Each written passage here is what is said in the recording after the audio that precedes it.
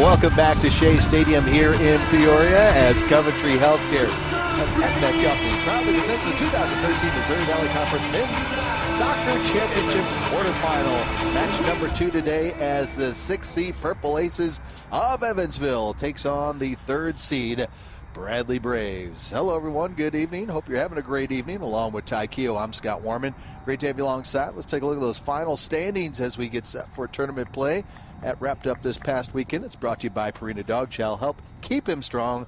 Dog Chow Strong. Missouri State, Drake 1-2. The Braves wind up 3-2-1 in conference play. Get that 3rd seed as they get set to take on the Evansville Aces tonight, who wind up 2-4 in the conference play and get the 6th seed in this quarterfinal matchup. And of course, these two teams just played last weekend. Turn around, right back at it again. Let's get right to our keys for tonight's match. And Ty Keogh brings it to you. And Emerson, the global technology and engineering company Emerson Considered Solved, is our sponsor for Ty's Keys.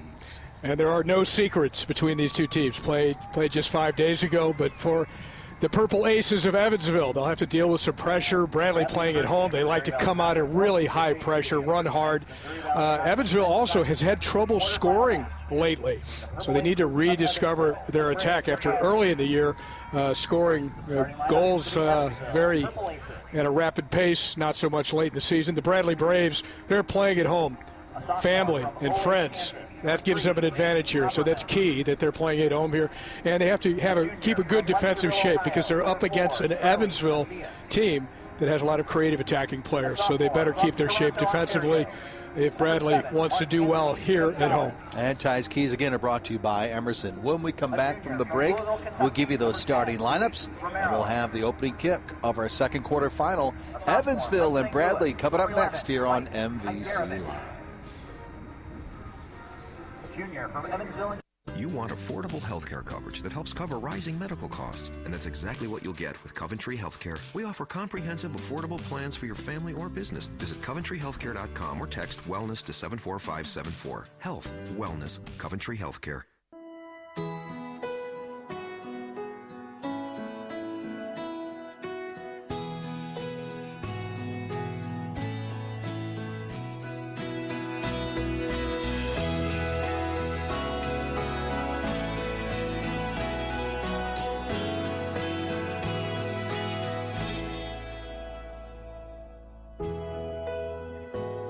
Casey's, famous for pizza. Yeah, I'm married. Doesn't matter. You do that for me? Really? Yeah, I'd like that. Who are you talking to? It's Jake from State Farm. Sounds like a really good deal. Jake from State Farm at 3 in the morning? Who is this? It's Jake from State Farm. What are you wearing, Jake from State Farm? Khakis. She sounds hideous. Well, she's a guy, so... Another reason more people stay with State Farm. Get to a better state. You like to keep your family healthy and fit. And now there's a new way to do the same for your dog. Introducing new Purina Dog Chow Light and Healthy. It's a no sacrifices, calorie light way to keep him trim. With a deliciously tender and crunchy kibble blend he'll love. And 22% fewer calories than dog chow. Discover the lighter side of strong. New Purina Dog Chow Light and Healthy. You want affordable healthcare coverage that helps cover rising medical costs, and that's exactly what you'll get with Coventry Healthcare. We offer comprehensive, affordable plans for your family or business. Visit CoventryHealthcare.com or text wellness to 74574. Health, wellness, Coventry Healthcare. The 2013 Missouri Valley Conference Men's Soccer Championship is brought to you by Coventry Healthcare, the official presenting sponsor for Valley Live. By Casey's General Store, Casey's, famous for pizza. And by Purina Dog Chow, help keep him strong. Dog Chow Strong. Ty Keogh, Scott Warman back with you, MVC Live, bringing you quarterfinal action of the Missouri Valley Conference Tournament.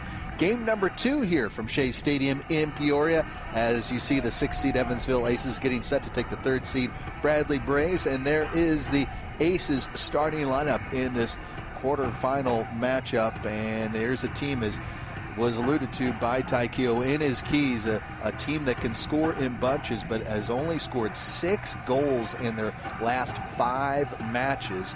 Watch out for some power in that front line, especially with Gonzalez and Opperman. And there you see Eric Tepperman. He is the local boy, the junior from Evansville, 144 the goals against and a 757 save percentage and 3 shutouts this year for Teppen. Again, the junior from Evansville. Now the starting 10 for the Bradley Braves in this quarterfinal matchup. And the Braves finishing the season 10-6-2 overall. And here is what Jim DeRose will start things out for the Bradley Braves.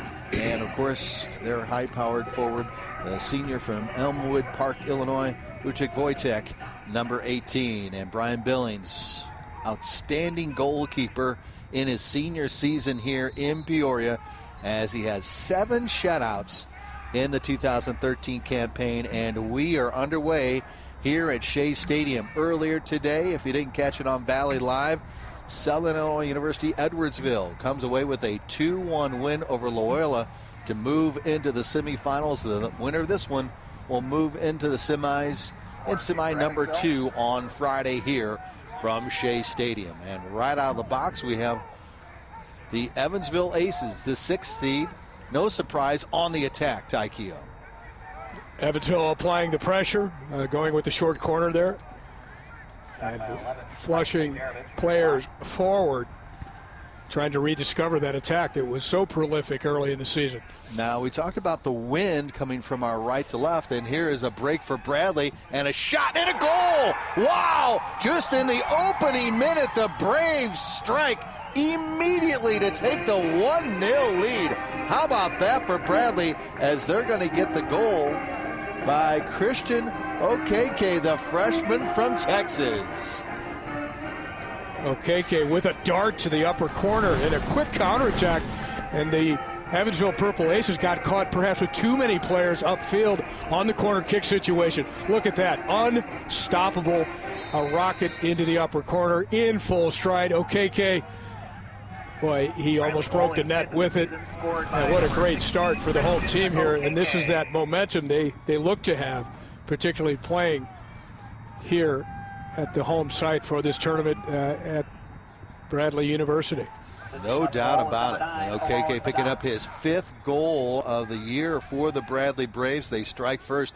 Very different from our first game where we had a scoreless first half, but it was all Cougars, as I was starting to say, in the second half.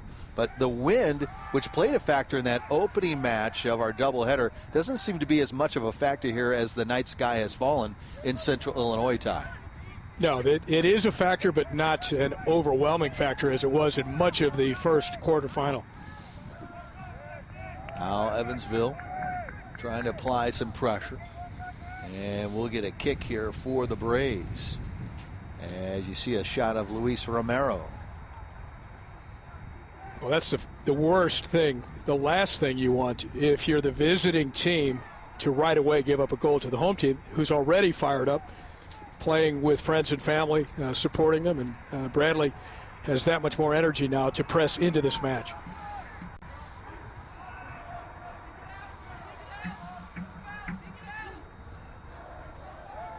Braves on the attack here.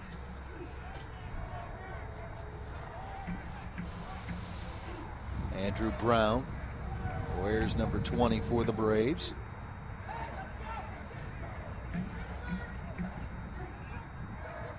They're expecting a big wind-assisted throw here. Yeah. In the box, headed out by Evansville.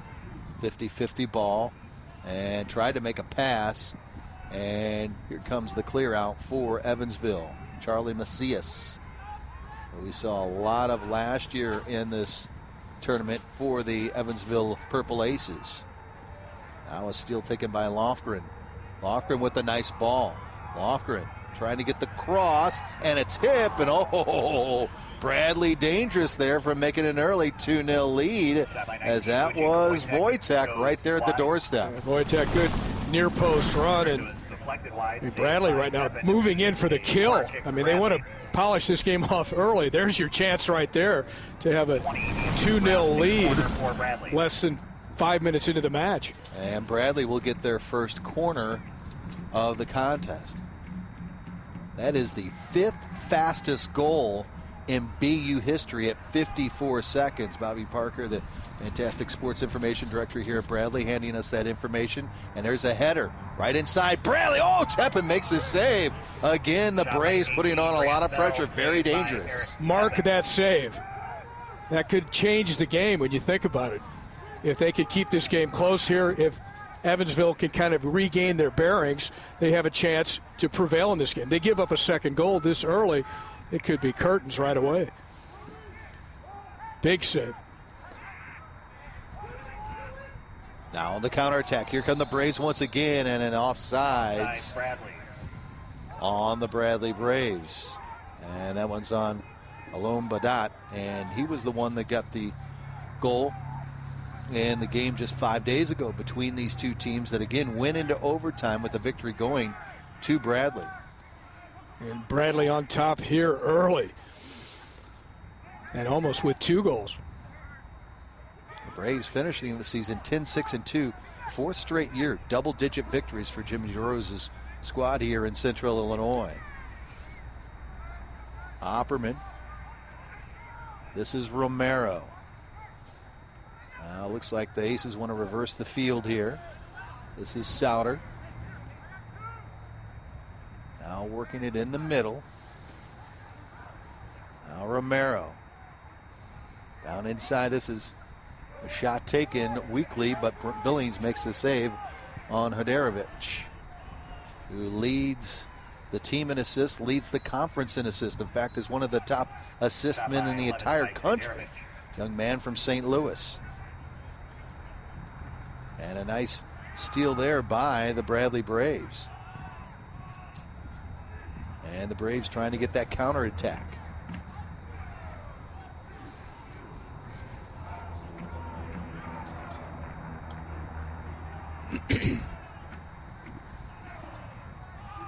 Evansville trying to settle this thing down. Now Bradley getting to one of those 50-50 balls, and now they'll swing it over to the near side. This is Jared Robinson.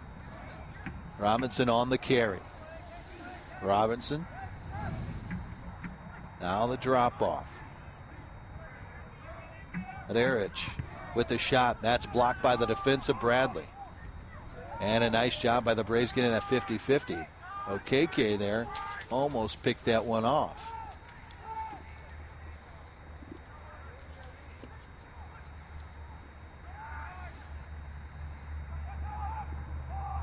Felipe Cortez, number 20. Now to Romero. Romero. And now Bradley will get the clear. That's also the 5th shortest goal time between goals in BU history. Goal against UV, of course, last Saturday in the last game. In the overtime, yeah. Now Romero again.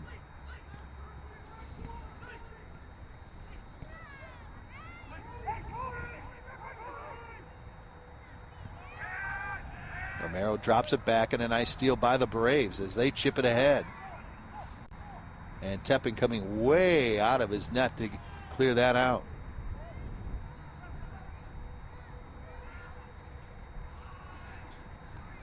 And right now, we've only played 8 minutes, and one thing noticeable to me is you got a 50-50 ball. The odds are that Bradley's going to get it at least early on in this contest here, Ty. Well, Bradley always comes out with so much energy, playing in their home stadium. Jim DeRose gets them fired up. They are taking advantage of the home cooking that I mentioned in terms of the home field advantage. And the white jerseys, I don't know if it's that or they appear to have a size advantage over Evansville if you look player by player. Shot taken and a save made by Billings. And we'll get the second corner of the first half for the Evansville Aces. A routine save for Billings, but still a good reaction. He had to track this ball through a little bit of traffic, slightly screened. And it almost fooled him at the end, but he did tip it out for the corner. Looks like it was Haderovich there that had the shot for Evansville, and he'll handle the corner for the Aces.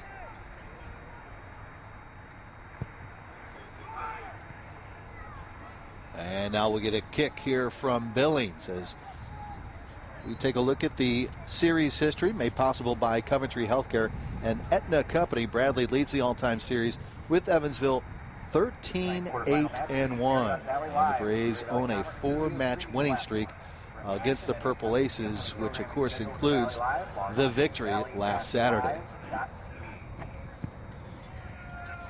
Billings with a bomb there.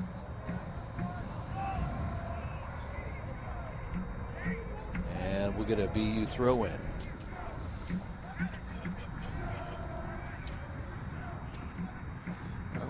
He's going to launch this one right into the penalty area. Well, we just saw that before from Andrew Brown. There we go. Gets it into the area and headed right back out. Andrew will handle the chores once again.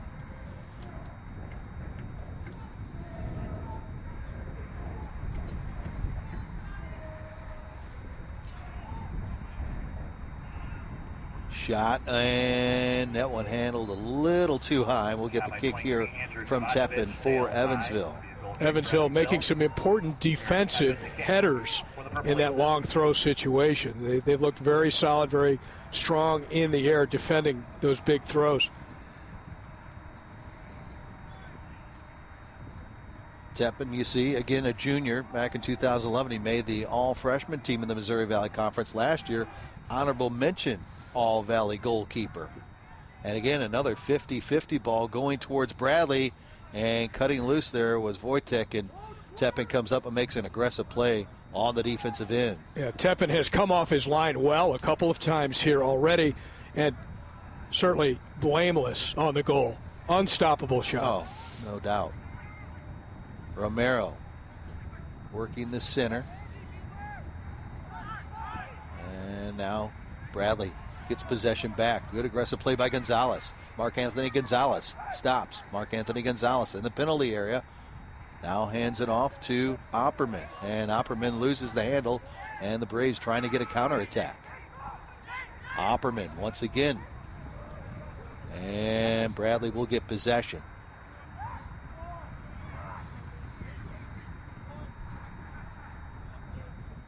But really, Evansville fortunate not to be down by 2 goals. Oh, very much so. Saved by Tepin, too, on the header. That was just about the 41-50 mark. Yeah, that the first half. It's a different game if Bradley gets that second goal that early. Whistle is going to be on Bradley, so we'll get a kick here for the Evansville Aces. Talked to Jim DeRose and Mike Jacobs, the 2 head coaches at halftime of our first quarterfinal. And again, congratulations to Jim DeRose picking up his 200th career win in his terrific run as the head coach here at Bradley. 18 seasons here in Central Illinois. And good defense by his back line. This is Gonzalez. Gonzalez to Romero, back to Cortez. Now they'll reverse the playing field.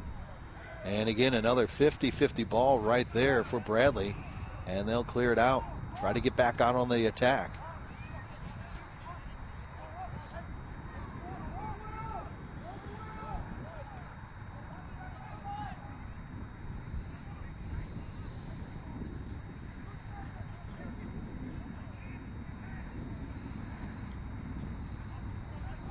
Played over 12 minutes of this opening half of play, and Bradley strikes first. Their goal just 54 seconds into this match to take the 1-0 lead. This is Kevin Schaefer. Schaefer playing catch with Jared Robinson. Now outside to Romero. Right now, Bradley willing to concede some possession, but still looking for counterattacks. So the idea here, you've got the lead early, conserve some energy. Bradley drops back a little bit, lets Evansville have some possession, but Bradley looking to strike on a counter like this. And we've already seen them strike. That was a heck of a counter. Yeah. And that's one of the things, obviously, Ty, you think about it, Evansville's got to watch out for, because as we talked about before, there's a team that can score a lot of goals in bunches and likes to attack. And you get too many guys caught up on the offensive end. You don't get enough guys getting back on defense. That could really bode well for the Bradley Braves here at home. Yeah, and it already paid off in a goal here for Bradley. And they countered off of a corner kick situation in their own end. And running away from everyone was Christian Okeke. And what a blast into the upper corner. This is Schaefer with Souter. Souter wears number 23. Now Gonzalez. He's dangerous. He's light on his feet. Nice move by Gonzalez. Try to chip it on a cross. Oh, sweet. Nice ball. Bit of skill exhibited there. I would say so. Now Souter. Romero. Cortez to Romero. Romero trying to slide it up to Gonzalez, but Billings is there to handle the Gonzalez almost got his toe on it. Shot. Yeah. Now on the counterattack. Here comes the Braves. And a nice defensive play there. Holding their ground was Kevin Schaefer for Evansville. Yeah, Schaefer read it perfectly. But again, Bradley very dangerous on the counterattack.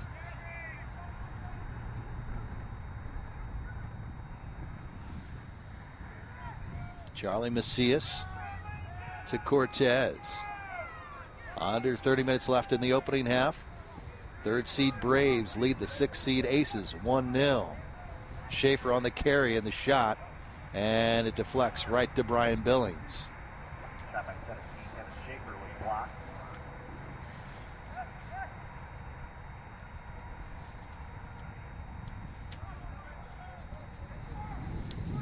There you see Brian Billings, again, as we mentioned, in his senior season here at Bradley. Abadat trying to get it ahead to Wojtek, and again, a good defensive play by the Evansville Aces.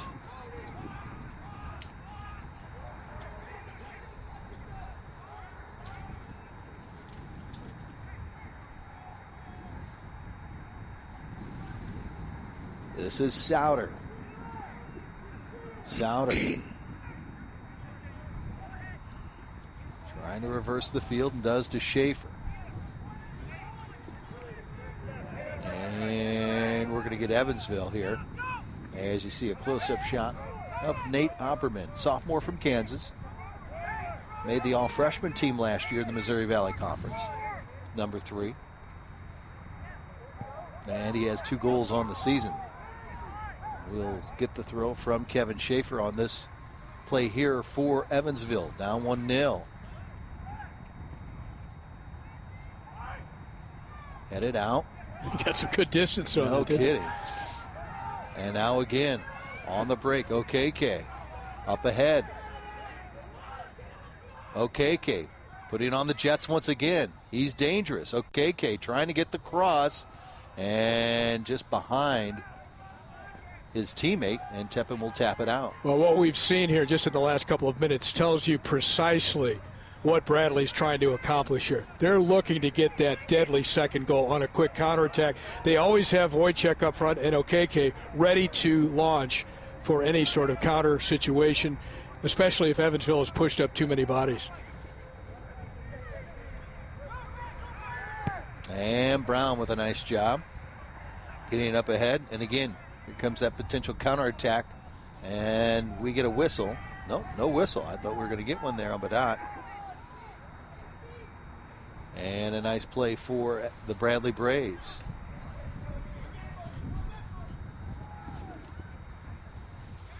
And we'll get an Evansville possession here with 27 minutes left here in the first half, as Christian Okeke, the freshman from Texas, picks up his 5th goal of the season. 54 seconds into this quarterfinal matchup.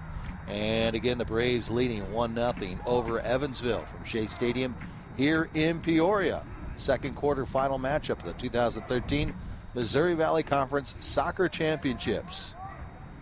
Semifinals coming up, our doubleheader at 3 and 6 o'clock again on Friday here on MVC Live.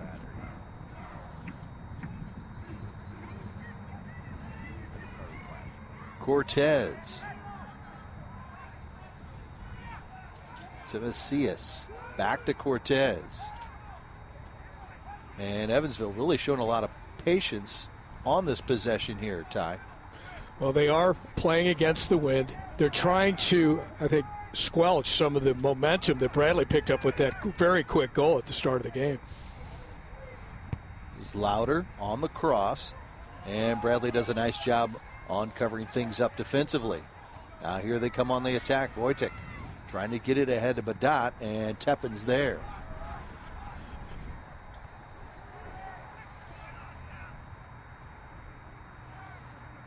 Schaefer loses it. Here's Wojtek. Over to Badat, and an offsides call.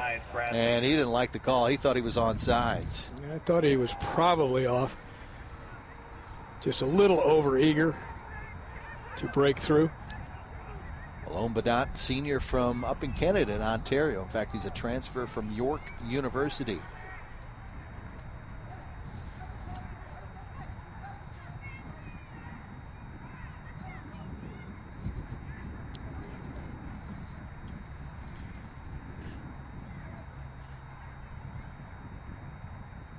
And again, no whistle. Here comes Bradley on the attack. This is Badat. Right on goal. Oh, just missed by a whisker. Wow. But let's compliment the referee on playing the advantage there for that chance for Bradley, because there was a foul out here in the center circle near midfield. Play on, and nearly a second goal in this match. Just about a foot wide for Bradley. Again, off the hook, and still in this match, Evansville.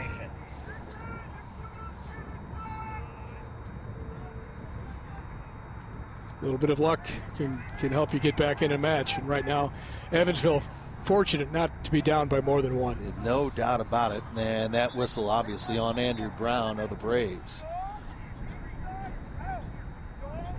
As you see, Adarich getting up, and he'll handle the kick for the Evansville Aces.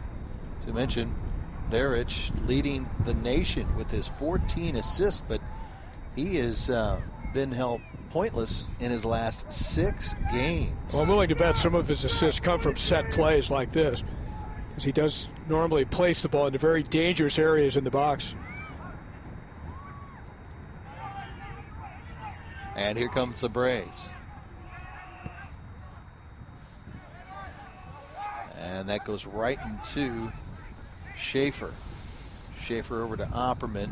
Now back to Romero. As we're nearing the midway mark of this opening half of play of this quarterfinal matchup, Bradley with the 1-0 lead, and we get the whistle. Challenge from behind.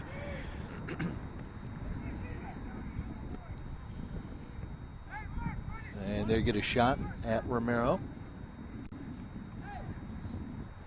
Fans, the winner of this match will advance to the semifinals of the Missouri Valley Conference Men's Soccer Championship on Friday, where they'll meet second seeded Drake Bulldogs.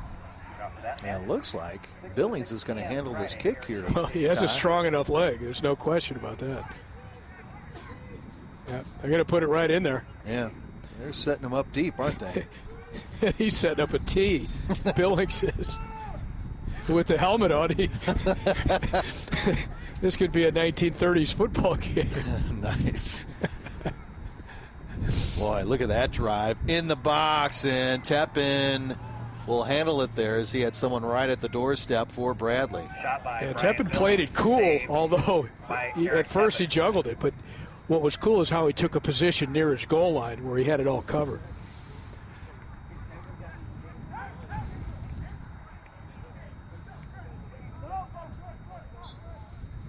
And the whistle on Romero as it goes out. You get a good shot of Luis. Been very active on the attacking zone for Evansville in this opening half of play. Yeah, he has had a lot of the ball, a lot of touches. mostly playing the ball sideways, backwards. As you mentioned, a lot of patience exhibited by Evansville, despite the fact that they are trailing. And Ty, there is tonight's MVC Scholar Athlete of the Match, Bradley Zalombadat, the senior forward from Thornhill, Ontario. 7 goals, including 2 game winners this season, 14 points in 2013. He has a 3.62 GPA in economics and a spot on the Bradley AD's honor roll during each of the 2012-2013 semesters. Congratulations, Zalombadat, our MVC Scholar Athlete of the Match. And he probably thinks this weather's balmy since he's from Canada. Well, glad he does, because I don't. Desmond Campbell, the junior from Jamaica, I guarantee doesn't think that this is balmy. Checks in for him, by the way. Cortez comes back, helps out on defense, and they'll just tap it back to Tepin. And again, 50-50 ball going towards Bradley. Yeah, diving header at midfield. Very aggressive. There's Romero. Macias. Now Evansville again trying to get into the attack zone here, down 1-0. Gonzalez. And Jim DeRose for Bradley will keep the tempo up by subbing and getting fresh guys on there to continually pressure and look for a counterattack goal. And a whistle is going to go against Bradley. And looks like it's Johnny Contreras that gets the whistle.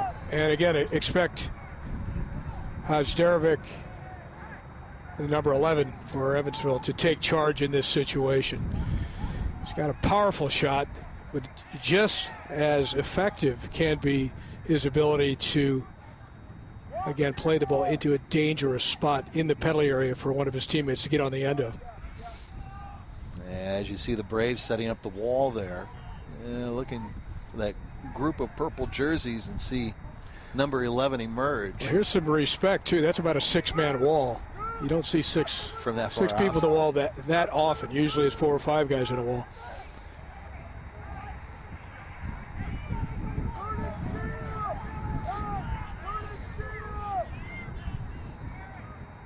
And here comes the kick from Hajdarevic.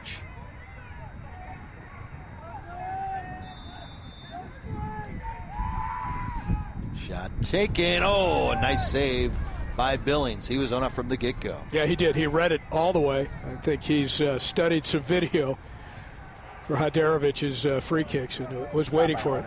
Brian's second team all-conference the last 2 seasons. Also made the all-tournament team in 2010-2011. Terrific goalkeeper for Bradley. Yellow card here. Late challenge. Wow. Cody Lofgren. Let's take a look at that. On the yellow, as the Evansville defender goes to clear this ball, Lofgren just comes in way late and slides through him, and I think it's a well-deserved yellow card.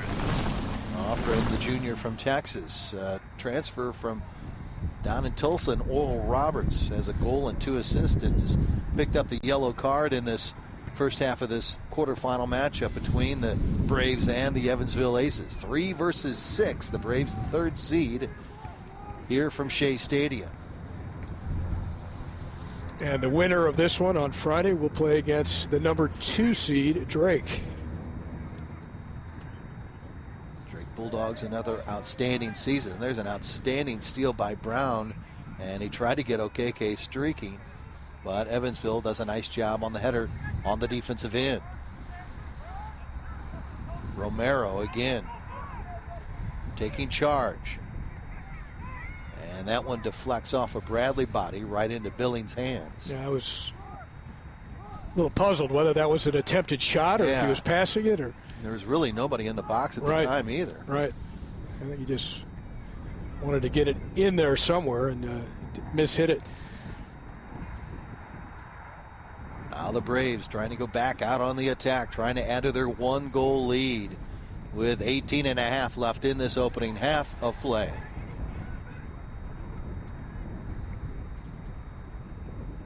Now Gonzalez coming back on defense and did a nice job marking up The offensive threat by Bradley, and we'll get the goal kick here from Tepin.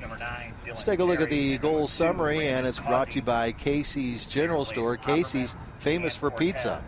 Just a couple head flicks and into the open. OKK blasts it. And we're not even a minute into the match. And quick counterattack. Evansville had a corner kick, had pushed up too many players. Bradley made them pay. And that's where we stand right now with under 18 minutes left in the opening 45 minutes of our second quarterfinal matchup. Again, earlier today, SIU Edwardsville wins it 2-1 over Loyola to move to the semifinals to take on the regular season champion Missouri State Bears on Friday afternoon.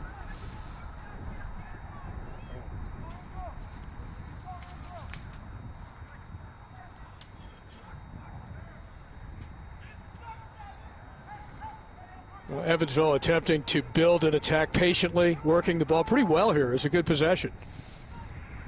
Another shot taken, and Billings right there for another save. Boy, look at that boot by Billings. Holy smokes. Yeah. He drove that one a little too far probably for his liking.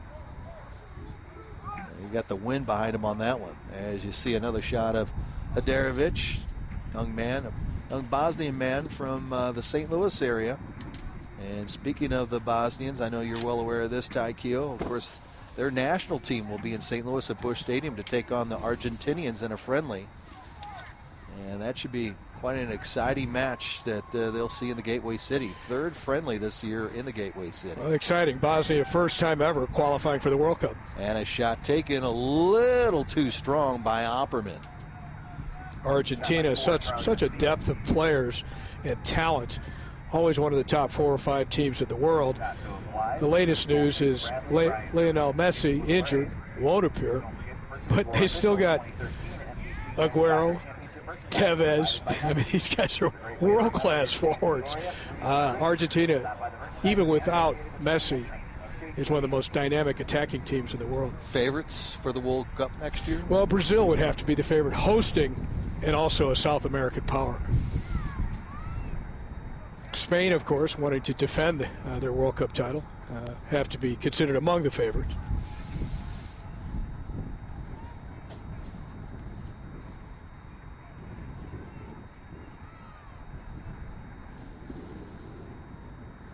Braves with a kick a little strong, and Eric Tepin there, the junior again from Evansville, handling the chores for Mike Jacobs, Evansville Aces. Jacobs, the head coach of the Aces, in his 8th season. In fact, when he first started things out back in 06, had the biggest turnaround in all of Division I soccer, from a 2-win team to a 9-win team in just his first year down in Southwest Indiana. Kevin Schaefer on the carry. Schaefer again, still carrying.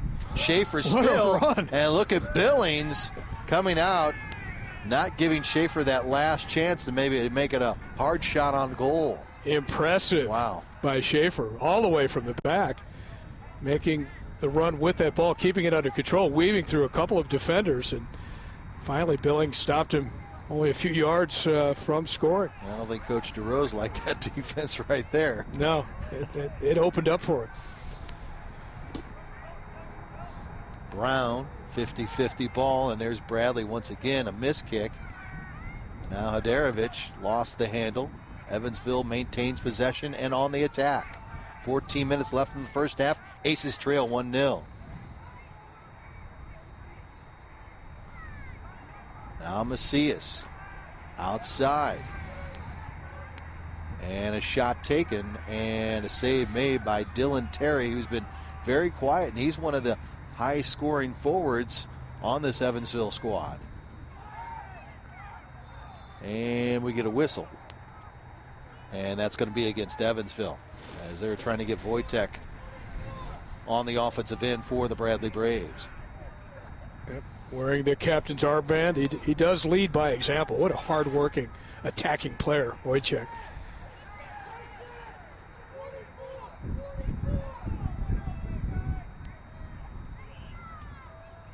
Looks like Brown's going to handle the kick here for the Braves. And he'll slide it outside. Now across. Oh, and on the weak side there, that was Grant Bell, the senior from Minnesota, trying to take it on that far post on that cross. Yeah, nearly connecting. The in-swinger from the corner there comes all the way through to the back post, just out of his reach. But again, Bradley dangerous once again here at the 13-minute mark of the first half of play.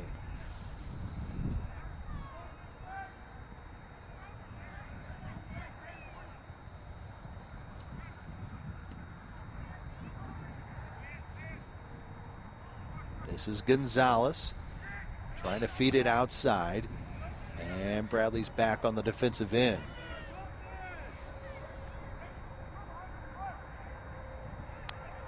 And here come the Aces. Not too quickly, though, because Bradley does a nice job of covering up on the defensive side of things.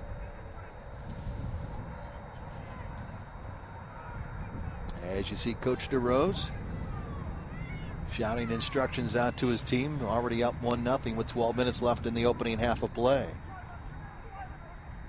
Mark Anthony Gonzalez swings it outside. This is Macias.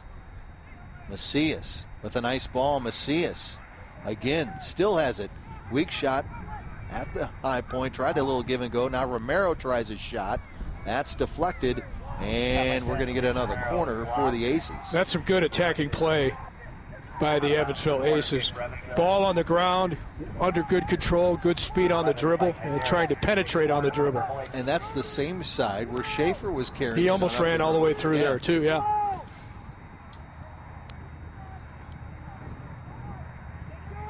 Here's the corner by Evansville. And not a strong boot, but they get it back in the box, headed out. And Bradley will get the clear here, at least near the midfield area. And now Romero will settle.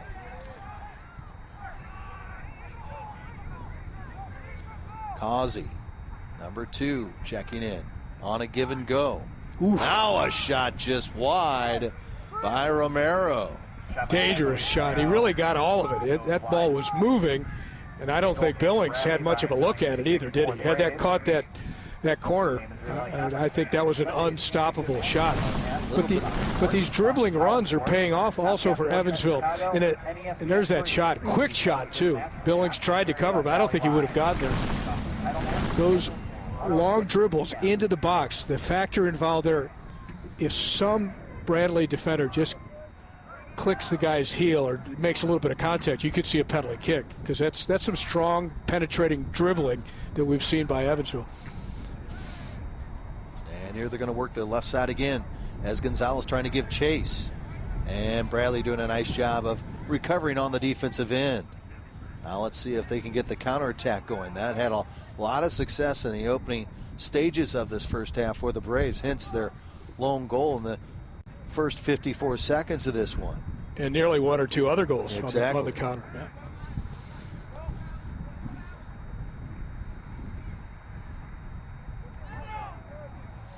And that'll be Bradley getting the throw in here. 9.5 left in this first half of play. Again, if you didn't catch it early here on Valley Live, our first quarterfinal matchup, Southern Illinois University Edwardsville moves on to the semifinals with their 2-1 win over Loyola. And we will be talking to the winning head coach coming up in our halftime show here from Bradley. Okeke couldn't get the handle. Now aggressively, here comes the Braves on the cross. And right to Tepin's mitts.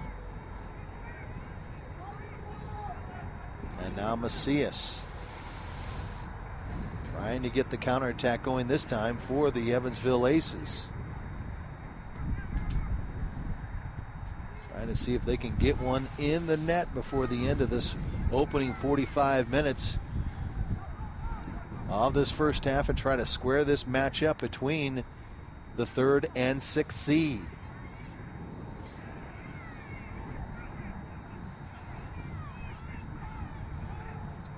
And they'll just slide it back to Tepin.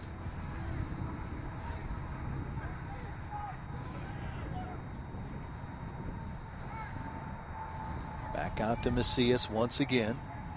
Charlie Macias. Now Gonzalez. Louder. Now they reverse the field to Causey. Now Gonzalez has it stolen from him. Nice play defensively. Out to Wojtek. Here comes Okeke on the charge, but they get back, Schaefer does, defensively for the Aces. That's important to have that cover at the back, because as you know, Schaefer's not there. Okeke runs away from everyone. Here he is again. And again, another good defensive play defensively by Evansville, not to give Okeke an opportunity. That was Hodges, I think, stepping up that time. You're right. Louder. Now over to Causey. And that pass just a little too far. And Bradley will try to get their counterattack going once again. But Romero is right there for Evansville. Good job.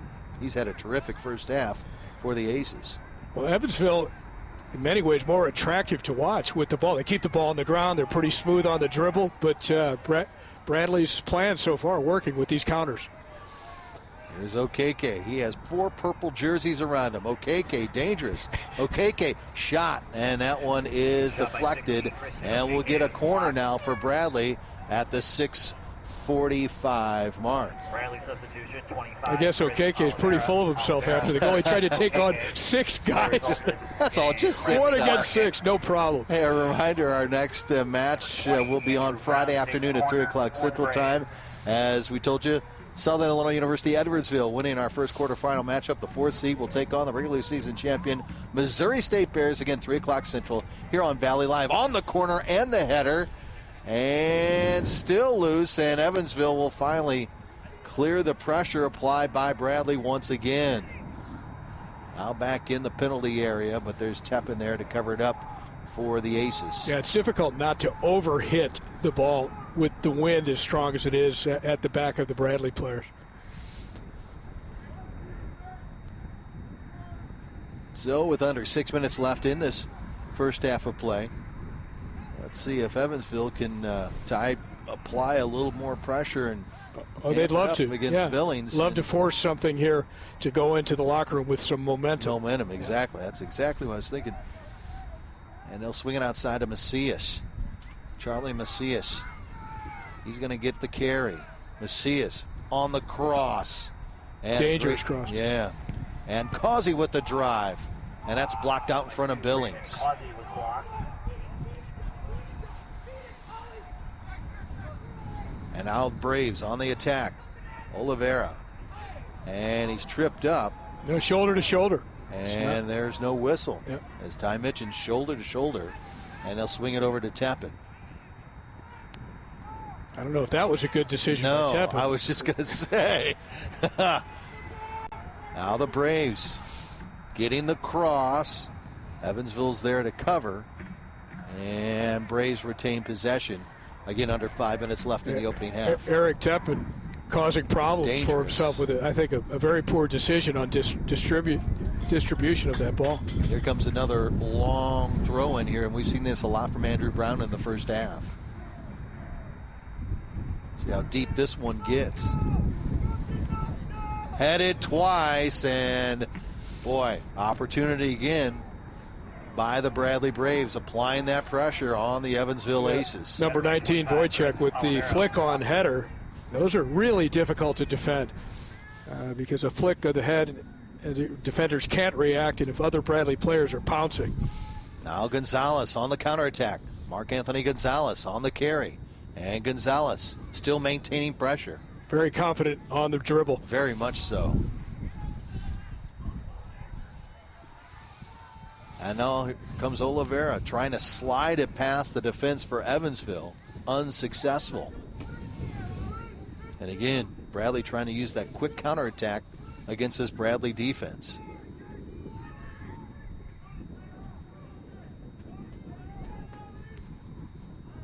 And here's Macias. Again, Evansville working that right side of the Bradley defense. Macias trying to line up. Macias. And he goes down. No whistle. And He appeared just to lose his balance, but he's looking for calls. He's dangerous on the dribble. He goes right at people. He's testing the Bradley defenders one-on-one. And there's a whistle there. So Macias looks very dangerous on the dribble. Mark Anthony Gonzalez looks very dangerous on the dribble. They've got some weapons up front there. And Haderovich, the young man who leads the nation in assists. Yeah, and he can strike the ball well too, Haderovich. But they're always using their left side on the attack zone. They've had some opportunities, but they haven't been able to capitalize here. Billings with another long drive for the Bradley Braves. And this will go right back to Evansville.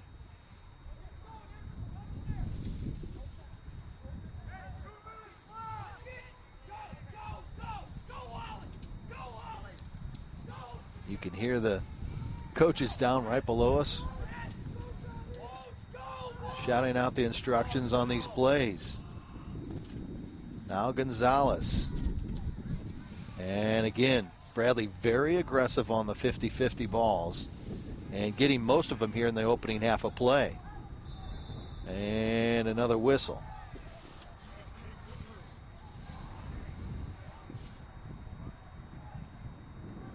And we'll get a kick here for Evansville. The 6th seed down 1-0. Just over a minute and a half left in this opening 45 minutes from Shea Stadium in Peoria. Yeah, this is a critical point in the match. Can Evansville seize that momentum we talked about a moment ago? Can they force themselves back into this match and go into the half with a goal? And the flip side of that is, can Bradley hold on here and maintain the upper hand? Here's Macias once again, Ty. Macias, that was a terrific defensive play there. Lofgren, who's already been throwing a yellow card his way, makes a great defensive play there. Yeah, nice tackle.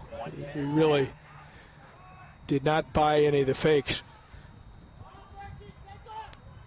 Now Wojtek pushes it ahead. Here comes Bradley charging. And Tepin aggressively comes out and snares it away from the attacking Brave. Yeah, Tepin very sure of himself in those situations. His timing on when to leave his line and get off the line and cut the ball out is impeccable. That was Aaron Burke, the senior from Edmond, Oklahoma, who had an opportunity on Tepin, but Tepin made a great play there for the Aces. Under a half minute left. And another great steal by Bradley. They've done that I don't know how many times in this opening half. And they break quickly. Look at this. Now we'll wait to see if they get across here, running out of room. And that will go the way in favor of Bradley. As we get the countdown this opening 45 minutes, and that will do it. First half in the books in our second quarterfinal matchup as the Braves strike just 54 seconds into the opening half, and they lead 6th seed Evansville by a score of 1-0. Halftime show headed your way next here from Shea Stadium, and we'll have it your way coming up next here on MVC Live. That wind kicked up right at the end again, didn't it? Just like, holy cow.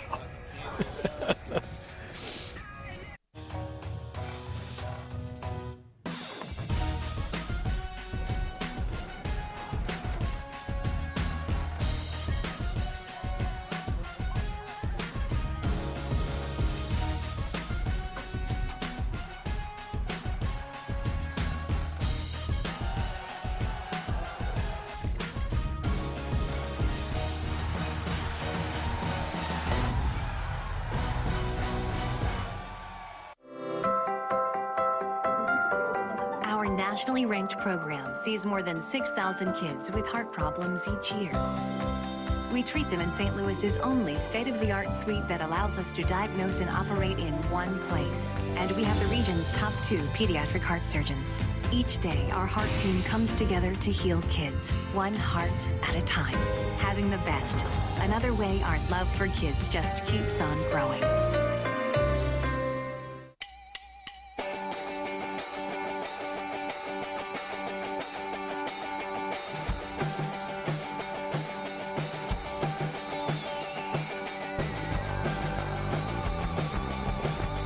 combine virtually any kind of food waste into an unending source of electrical power for a city?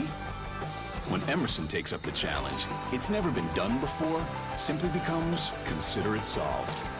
Emerson. In the insurance business, you think differently about a customer when you stand in the middle of his dreams. When she serves you breakfast every Saturday morning. When his son plays on the same team as your son. When you live down the street from your customers, you make sure they get covered right. And you make sure you're there when they need you. That's the way it's done around here. Grinnell Mutual, a policy of working together. To find a Grinnell Mutual agent near you, go to grinnellmutual.com. It's decent. It is. Welcome back to Shea Stadium here in Peoria. Halftime of our second quarter final matchup. As you see, the third seed Bradley Braves with the lone goal, just 54 seconds to open this one up.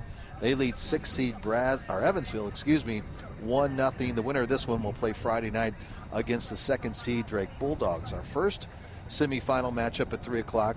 Ty is already set up at 3 o'clock as the top seed Missouri State Bears will be taking on the Cougars from Southern Illinois University at Edwardsville. They win earlier today by a score of 2-1. Their head coach Kevin Kalish kind enough to join us right now. Coach, congratulations on the win first off. Thank you very much. Appreciate it. And Loyola, I'll tell you what, we were talking about this.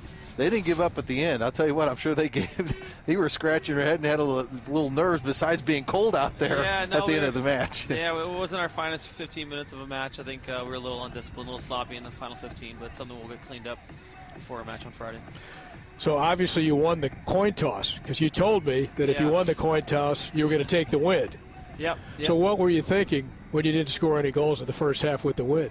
Yeah, I thought it was all right. I think, in some ways it died down a bit going into the second half, and, it didn't affect our game too much. And for us, I felt like we settled in and played a little bit more urgency in the second half in terms of getting after them a bit more, and I think it paid off with 2 good goals. Did you get after your team in the locker room? Because it was a different mentality coming out for the second half. Yeah, I thought the first half we were just a little bit too tentative. I think we needed to play with more urgency or ball speed or tempo and just get at them a bit more. I thought we were trying to solve the game a bit, but in some ways we were lulling ourselves asleep, trying to circulate and find ways to break them down, and I think the second half we took a little bit more proactive approach and went after them a bit more, and we got 2 goals out of it. Quality goals. I mean, very much so. talk about them a little bit. I enjoyed some, the skill involved.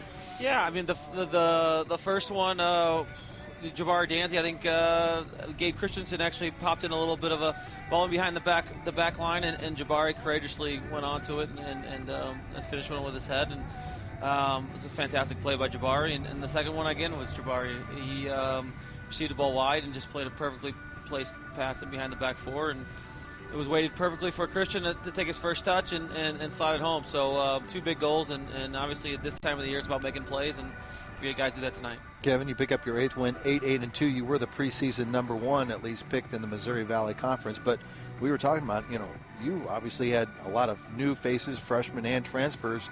Was it kind of an adjustment and a chemistry thing to kind of get everybody on the same page early on in the season for you? Yeah, I think so. It was a number of little things. It was injuries. It was a lot of new faces. Just trying to find the right fit. And throughout that process, we had a lot of games on the road. And the group has grown tremendously on the field and off the field. I think they've matured a lot over the course of the year. And those games and those tests will make us stronger now going into the MVC tournament. So. All right, we talked about your goals and the attacking skill. 2 freshman center backs for you. Yes. Did the job. Very good players, very talented. They don't play as freshmen. Both of them are very skillful center backs, very comfortable on the ball. Both of them can defend. They have a very bright future, but, it took us a while to put them in that spot. I think we did it midway through the year, and it's paid off. I mean, they're very good players, and regardless of what year they are in school, they're soccer players, and they're doing the job. Back at it again on Friday, and again against Missouri State, who you just beat. Yeah, it'll be another battle, obviously. There's not much difference between Valley teams, and Missouri State had a fantastic season. Obviously, we just played them last weekend, and very organized, very good group, very seasoned, very experienced. But, like any match, you just got to perform on the day, and we'll take our best shot. You had a couple guys go down in this quarterfinal today. They'll bounce back. You're pretty much healthy for the upcoming semifinal? Yeah, relatively healthy at this time of the year. I think we've had some guys going on earlier in the year that we're not going to get back for the season. But for the guys that we went into the tournament with, we'll have them all healthy, ready to go. Kevin, great stuff again. Congratulations, Thanks, guys. man. We will see you on Friday. Bye, Thanks for having us. All us. right, congratulations. That is Kevin Kalish, the outstanding head coach of Southern Illinois University at Edwardsville. The Cougars win again earlier today, 2-1. They move on to the semifinals against the Missouri State Bears. Again, that will be on Friday. And our chat with the coaches is brought to you by the St. Charles, Missouri Convention and Visitors Bureau. When making plans to attend the 2014 MVC Women's Basketball Championship, go to historicstcharles.com or call 800-366-2427. 1-0 Bradley leads it after one half of play. More of our halftime show coming your way next year on MVC Live. You want affordable healthcare coverage that helps cover rising medical costs, and that's exactly what you'll get with Coventry Healthcare. We offer comprehensive, affordable plans for your family or business. Visit CoventryHealthcare.com or text wellness to 74574. Health, wellness, Coventry Healthcare.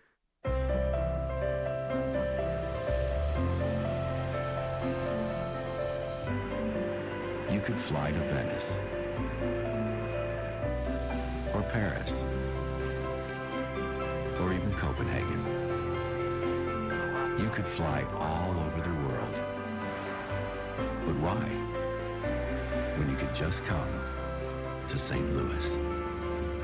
Your trip begins at ExploreStLouis.com.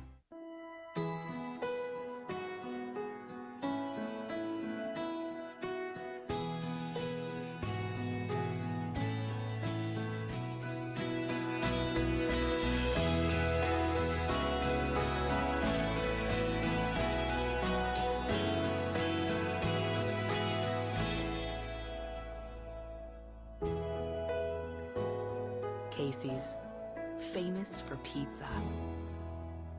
The Hotels at Grand Prairie, Peoria's newest hotels, welcomes every kind of traveler on every kind of trip, from extended stays to family getaways. Our convenient location and complimentary shuttle service throughout the Peoria area, along with superior customer service, guarantees the most satisfying experience. Choose Hampton Inn and Suites, Wingate by Wyndham, Country Inn and Suites, and Candlewood Suites in Peoria at the Shops of Grand Prairie as your home away from home. You want affordable healthcare coverage that helps cover rising medical costs, and that's exactly what you'll get with Coventry Healthcare. We offer comprehensive, affordable plans for your family or business. Visit CoventryHealthcare.com or text wellness to 74574. Health, wellness, Coventry Healthcare. Back at the half here at Shea Stadium in Peoria, where the host team and the third seed, the Bradley Braves, get a goal in 54 seconds time to open up this match, and they hold a 1-0 lead over 6th seed Evansville as we continue our quarterfinal coverage here on MVC Live of the 2013 Missouri Valley Conference Men's Championship. And one of the members of the Missouri Valley Conference staff is Kelly Briscoe. She oversees the men's soccer this year. Always good to see you, Kel. And boy, what a season, really, when you look at some of the upsets that a lot of these teams had in non-conference play. And, of course, we're seeing Missouri State is going to take on SIU Edwardsville, who just had their loss to Missouri State just last Saturday. Quite a season in the Valley. Yeah, great so far. I mean, those non-conference wins early on pretty much proves once again that we can play with anybody in the country. If you look at the conference season, the last 3 games in the regular season went to double overtime. If you look across the course of all the games, there was 10 one-goal differential matches, 8 overtime games. So obviously ultra competitive, and I think it's tournament time. Anything can happen. We have some really great offensive teams. Evansville ranks 2nd in the nation in assists. And, of course, Missouri State, they lead the nation in goals against average, allowing just 7 goals in 16 games, which is pretty remarkable. So I think regardless of what happens, we're up for some good soccer, and we'll see what happens. Well, we've already seen it, as you know, Kelly. We'll see some more semifinal action as we'll continue that coverage on Valley Live. Then the championship game, of course, will be seen on regional outlets, Fox, Comcast, Sportsnet, what have you. 14th consecutive year. I think it shows the commitment that you guys in the conference have for both what we saw last week with women's soccer, but men's soccer this weekend. Right, like you said, the 14th year of television. It's on live and regionally on Fox Sports Midwest, Indiana, and Kansas City, and of course nationally on Fox College Sports and ESPN3. And also, like you said, quarterfinal matches and semifinals of both men's and women's soccer, I believe, since 2009, so we're now in our 5th year of doing this. We partnered with Webstream Productions out of Indianapolis. They do a great job for us. Yep. Just elevate the quality of our league video streaming and kind of standardize the look of it, and it's a great partnership. And not only that, we bring in people like Sean Wheelock, a former voice of the MLS soccer, and of course Ty Keogh, a former U.S. international, to call our matches, which also shows a pretty strong commitment to the sport of men's soccer. Yeah, we've been doing the web streaming stuff for, gosh, what has it been, like 4 or 5 years now. Men's soccer, women's soccer, but baseball, softball, and volleyball, and even some of the women's basketball as well, to bring it to all the folks around the platform in the Missouri Valley Conference, which obviously we know it's been a change. There's a new member in the Missouri Valley Conference as Loyola has become the 10th member, if you will, of the conference. Just talk about a little bit how having a team based in Chicago helps the Valley as we move forward.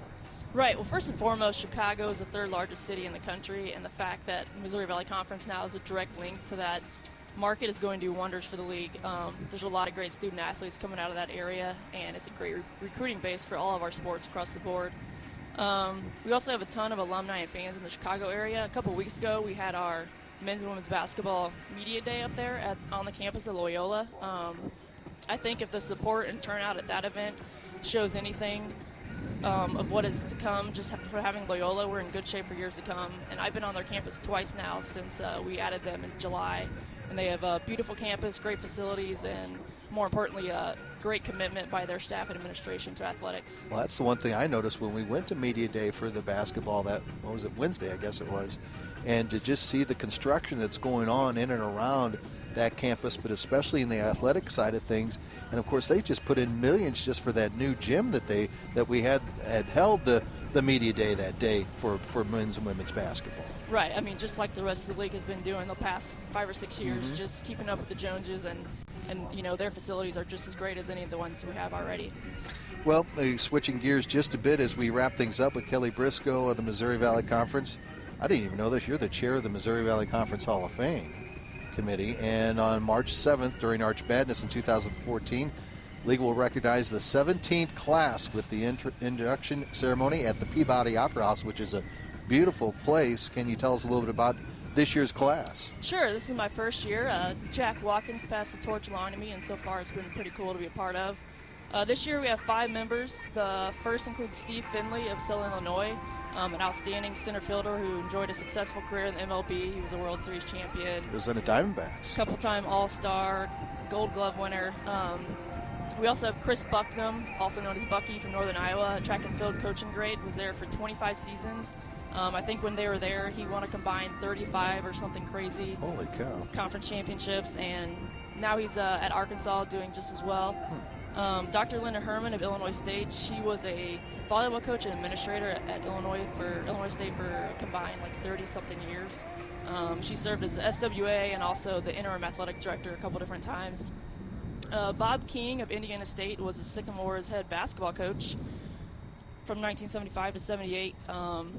He led those teams to 2 NIT berths, and he also put together the team that had Larry Bird and was the runner-up in the 1979 title game. And finally, Gavin Glinton of Bradley was the first and only 4-time first-team All-MVC selection in men's soccer. He has 53 career goals and 133 career points, which ranked first in Bradley history and second in league history. Good stuff. Well, good luck with the Hall of Fame thing coming up in March. Thank you. All right, that is Kelly Briscoe, part of the Missouri Valley Conference staff, with us here at the half. Second quarterfinal matchup, and it is 3rd seed Bradley up 1-0 over 6th seed Evansville. Stick around. We've got more coming up here on Valley Live. You like to keep your family healthy and fit, and now there's a new way to do the same for your dog. Introducing new Purina Dog Chow Light and Healthy. It's a no sacrifices, calorie light way to keep him trim, with a deliciously tender and crunchy kibble blend he'll love, and 22% fewer calories than dog chow. Discover the lighter side of strong. New Purina Dog Chow Light and Healthy. Jeepers, it's the creeper! What do we do now? It's a mystery. I know. Like a good neighbor, State Farm is there. Zoinks! It's Lucy, like our favorite State Farm agent lady. Hi, gang. I'll handle it. And that's not really a monster. Mr. Carswell! You meddling kids. State Farm takes the mystery out of dealing with insurance. Get to a groovier state. Our nationally ranked program sees more than 6,000 kids with heart problems each year. We treat them in St. Louis's only state-of-the-art suite that allows us to diagnose and operate in one place. And we have the region's top 2 pediatric heart surgeons. Each day, our heart team comes together to heal kids, one heart at a time. Having the best. Another way our love for kids just keeps on growing.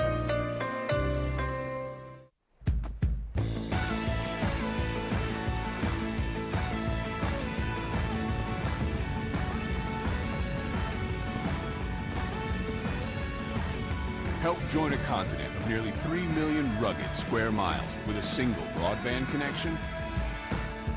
When Emerson takes up the challenge, it's never been done before. Simply becomes, consider it solved. Emerson.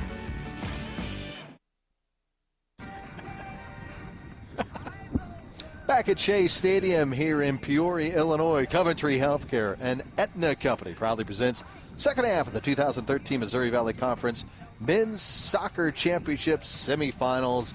As we get ready for that second half, you see Bradley with a 1-0 lead over Evansville. Ty Keogh, Scott Warman back with you. Let's take a look at some of the numbers, Ty, from the first half of play. That's a production of the Wingate by Wyndham Hotel, the preferred property of the Missouri Valley Conference in Peoria.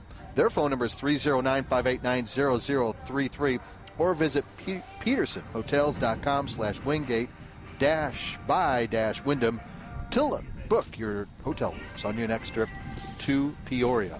Evansville with more shots on goal in that opening half, the one more corner. And, of course, Bradley called for 6 fouls compared to just the 3 for the Aces. Well, play at times in that first half quite wide open. As you can see, 7 total saves, 20 total shots. The foul total, I thought, could have been a little bit higher. Very aggressive approach, as always, by Bradley at home. They come out really playing aggressively, and it paid off for them with the 1-0 lead in the first half. And without further ado, let's get the second half rolling, and we are. And so are the Braves, trying to get on the attack and try to add to that 1-0 lead. And again, the goal coming just 54 seconds as Christian Okeke, the freshman from Texas, just rips one past Tepman to give Bradley the lead. And that's where we stand right now as we open up the second half of play here from Central Illinois. From breezy Central Illinois. And here you're sitting there telling me it wasn't as gusty during the day. What weatherman were you talking to now, Not sure, but, well, we look here. Evansville will have the wind advantage here in the second half. They will. Could be a factor as it seems to be picking up again. Souter loses control to the Braves.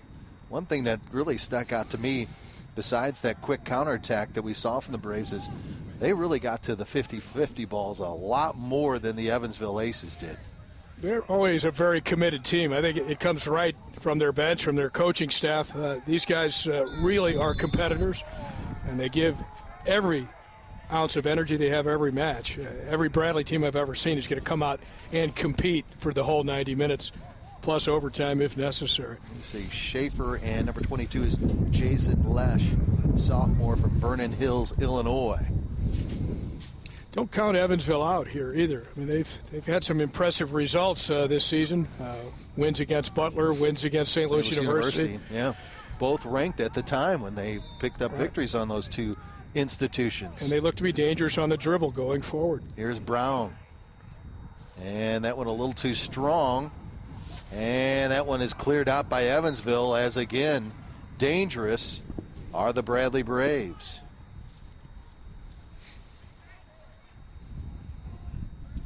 Swing it to the outside. And that's going to be Bradley maintaining possession as they're really coming out with all guns blazing here and trying to attack Teppan and this Evansville defense in the opening minutes of this second half.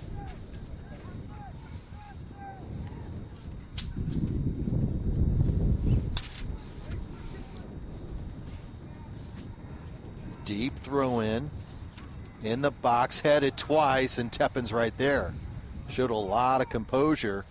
Is the junior goalkeeper from playing right in his hometown of Evansville, Indiana. Yeah, and he's been under quite a bit of pressure throughout the match. What is that like? You obviously very familiar playing your great collegiate days in your own hometown and playing at St. Louis University.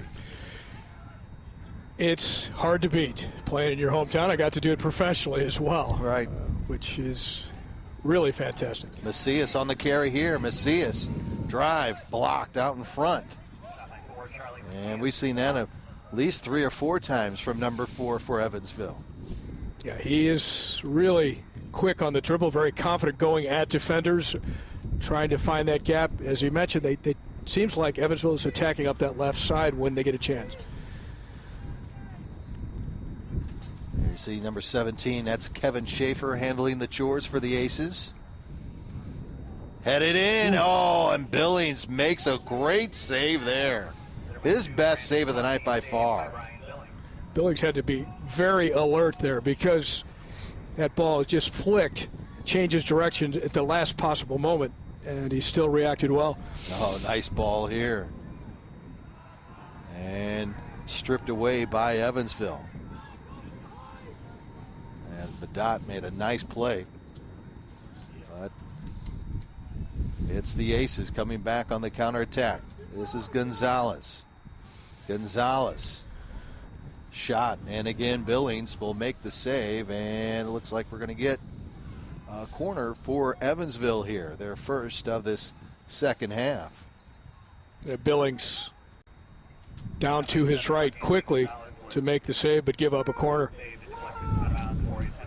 And again, Haderovich will handle the corner for the Aces.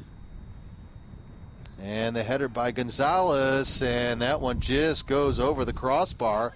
And all of a sudden, you kind of feel the momentum starting to sway towards Evansville's way right here, Ty. Well, Evansville, perhaps fortunate to be down only by 1 at halftime, trying now to make that pay, to take advantage of the situation. They're very much in this game. They have this attacking skill to prevail here, given the opportunities. And they have some creativity in their attack. Evansville showing good combination play going forward. And again, you have to remark, even on the dribble out of the back, that great run that Schaefer made in the first half.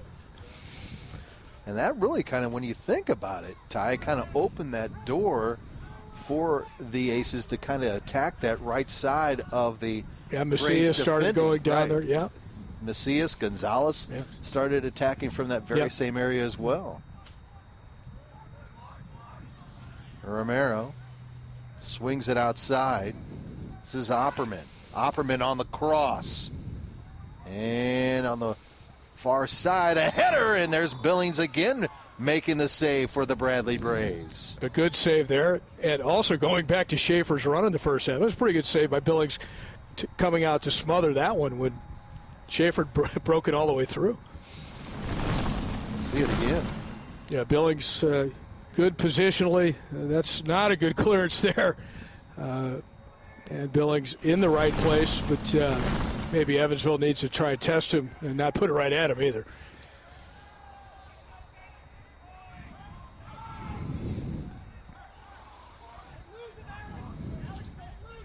Evansville again on the attack. Now they swing it outside. Opperman.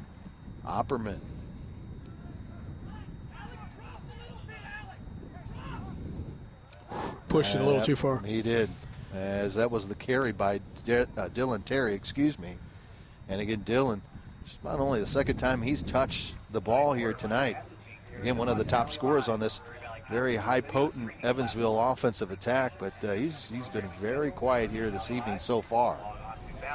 He had a possession or two in the first half where he does show the confidence to go at people. This one he pushed too far, but he had the right idea. He was trying to blow right past the defender. 5 goals and 5 assists this season for 10 points for Dylan, who's just a junior from Louisville, Kentucky. And Bradley has to hold up to stay on side. And now here comes the Aces.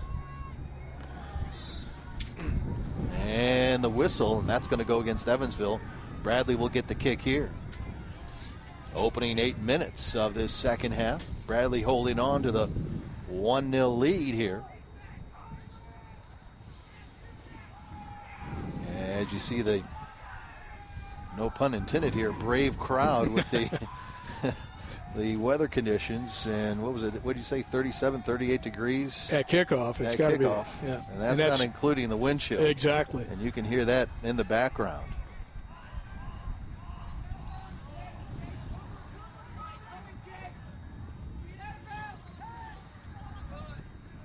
And that's going to go out. And a good play there by Jason Kuhn, the senior from Charleston, Illinois.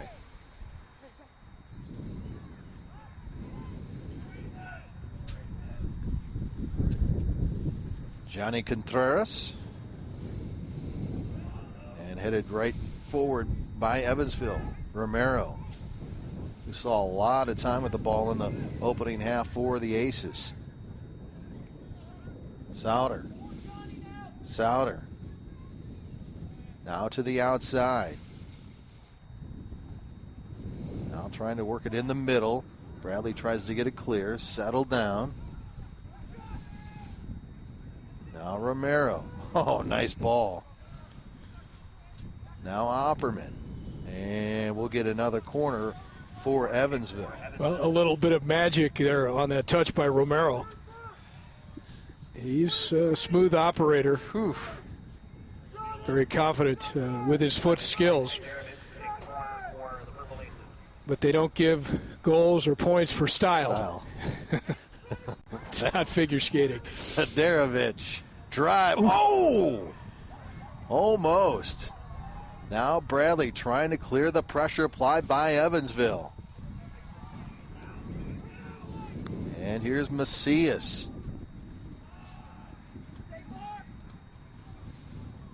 Now a drive in, and there's Romero trying to catch up, and Bradley will try to relieve the pressure. But this is sustained pressure right now by Evansville. No doubt. Schaefer right there for Evansville. See if they try to reverse the field. They do once again. They're going to work the right side this time. Causey. Haderovich. Haderovich, and a nice defensive play by Brown to take it away from Haderovich.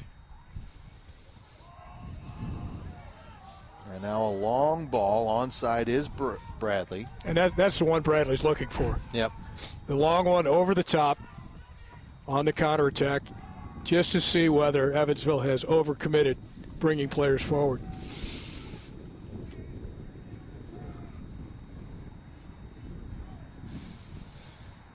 That is Brandon Causey, a senior from Prospect, Kentucky.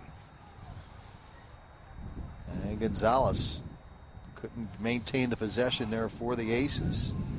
They get it back as they come back to the near side. This is Charlie Macias once again on the carry. Macias outside, and good coverage getting back defensively are the Bradley Braves. But it's wave after wave here of Evansville attacks. Dylan Terry. Playing catch with Macias. And Bradley brings it out. And again, the pressure applied by Evansville. Getting to those loose balls a lot more here in the second half, Ty Keogh. Yeah, that is a contrast. Remember, the 50-50 balls, 80% of them in the first half won by Bradley. Causey in the box. Oh, shot taken. Billings with another save. Wow, this is quite a impressive performance here by Evansville to get things started in this second half. Well, maybe one too many passes there by Evansville. I thought that could have been a shot there rather than a pass on that final touch. Causey finds Schaefer, and again, a 50-50 goes the way of the team in purple. Now to Macias once again on the attack. Up ahead to Terry. And a shot taken and a goal. There it is. Haderovich turns it and fires it past Billings. And you just had a feeling that was going to happen as Evansville ties the score at 1. Yep, you could see that coming as Evansville, wave after wave after wave of attacks. Billings made a couple of good saves over the last 5 or 6 minutes. This one, really a quality strike. A nice little turn here. Hederovich, and look at this ball knuckle. And it gets under the outstretched fingers of the left hand of Billings. Billings just can't reach it, and that ball's dipping as well. A knuckler by Hederovich. Quality strike. And we are tied 1-1 as a different looking team in purple have definitely come out on the Shea Stadium field in the second half of play. Yeah, patience, possession, kept the ball on the ground, worked it into Hederovich. A nice turn and a deadly long-range shot that was dipping away from Billings. Jared Robinson, number 24, comes in as we get our first substitution of this second half. And it looks like Jason Kuhn is injured here for the Bradley Braves. Yeah. Certain if they're just working on retying his shoe or if he actually came up a little limp. He was slow to get up after that play was made. And it looks like Alex Garcia you see there for the Bradley Braves.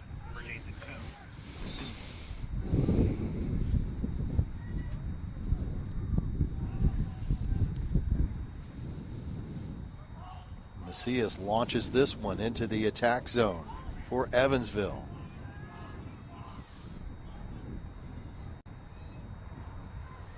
And here come the Bradley Braves, who have not really sustained much pressure on Eric Teppen here in the second half, with the exception of the opening minute or two of the second half. And we get a corner now for the Bradley Braves. A chance for them to right themselves a little bit. Right now, Bradley reeling a little bit. The momentum has shifted, no question about it.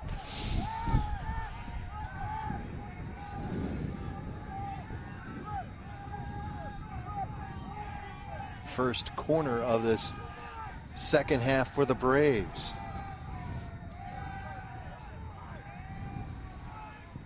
And looks like that might have even been a miss kick there, Ty, as Evansville gets the long clear out.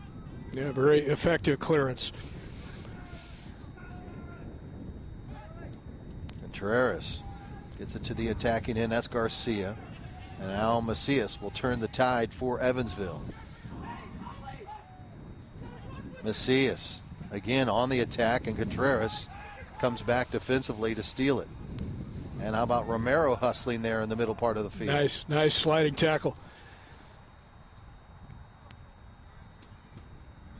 Hederovich again. Oh, and almost an opportunity for Evansville and Dylan Terry there to take the lead, as that drive by Hederovich was trying to find Terry on the cross and try to give Evansville the early lead. And you'll see here, Terry was in the clear at the near post behind everyone. It just tries to connect. Almost looks like he used the wrong foot to try to connect with it. Maybe he was off stride, because it looked like if he used the other foot, it would have been much easier finish.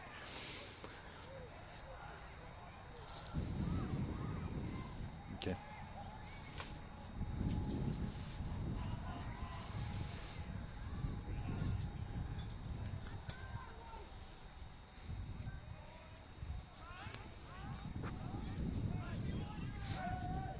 Now Bradley throwing pretty much against the wind on these long throws. Let's see if they still get the distance. Not bad. Not too bad at all by Andrew Brown. And that shot way off the mark, as that was handled by Jason Lesh. Time now for tonight's date in MVC history. It focuses on the quarterfinals of the 08 MVC tournament at Black Beauty Field in Evansville. And on this date, just 5 years ago, Bradley advanced to the semifinals by edging Evansville 5-4 on penalty kicks in a 0-0 draw with the Purple Aces. That is tonight's MVC, this date in history. Right now we're at a draw, but it's 1-1. As the Aces have struck here in the second half to tie the score. Now Macias on the cross. Now Haderovich. Trying to get it back on that right foot to load it up again. Romero. Gonzalez. Outside. Nice play here by Evansville. Gets the cross. No one at home. Try to take a shot on Billings. But that's attractive attacking play by Evansville. They're really getting in the open. They're making good off-the-ball runs. They're combining well and creating openings for shots, and they've capitalized once. It looks like they're going to capitalize again.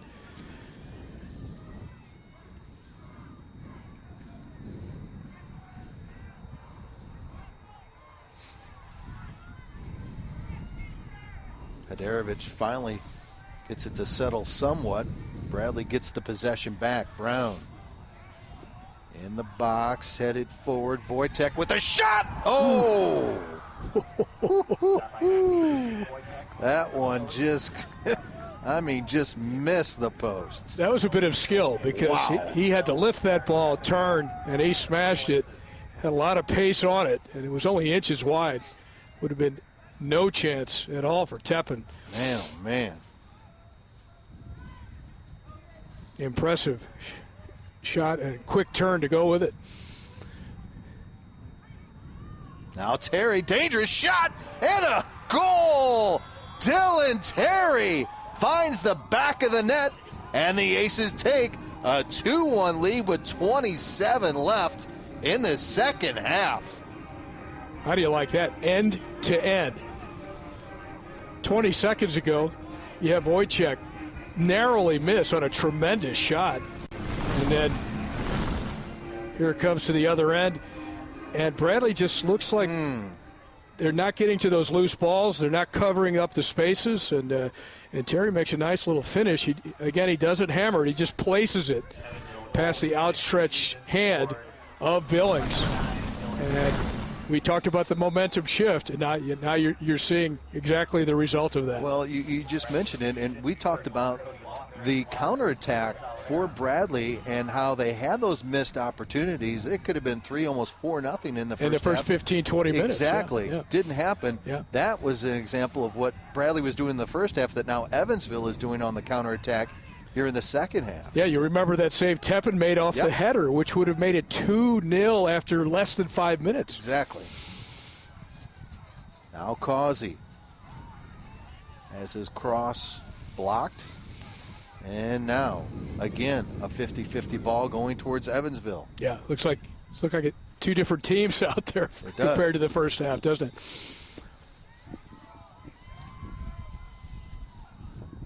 Yeah, you got to win those 50-50 balls. You got to get to the loose ball first. You have to win those individual battles all over the field, and that's normally what Bradley is best at. But they haven't shown that in the second half here. You get a shot of Brian Billings, the senior goalkeeper for Bradley Braves, as two have slipped past him here in the second half, and his team trails by 1. That time, Billings very aggressive in handling that shot, and that kick by Evansville. This will get hung up in the wind. Yeah.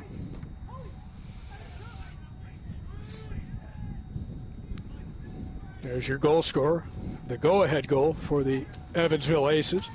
As Dylan Terry picks up his 6th goal of the 2013 campaign to give Evansville that 2-1 lead. And that throw was held up in the wind as well. And a nice play by Macias there. Great tackle. Look at this. Watch him. We've seen him do this a number of times here tonight. Now working more of the middle of the field than that left side. No whistles. There's Gonzalez to Terry. Now to Macias, trying to work it outside to Gonzalez, but Bradley's there to cover defensively. But again, Evansville gets it right back. Romero.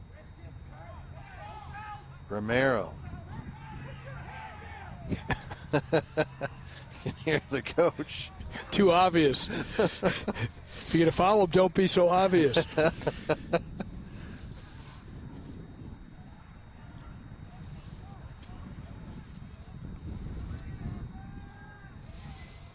Evansville, Dylan Terry again on the attack down to Romero. 2-1. Evansville leads as we're near the midway mark left in this second half. A little give and go didn't work that time for the Aces. Brown couldn't get a complete clear. And this is going to be a corner for the Aces. Corner kick for Evansville.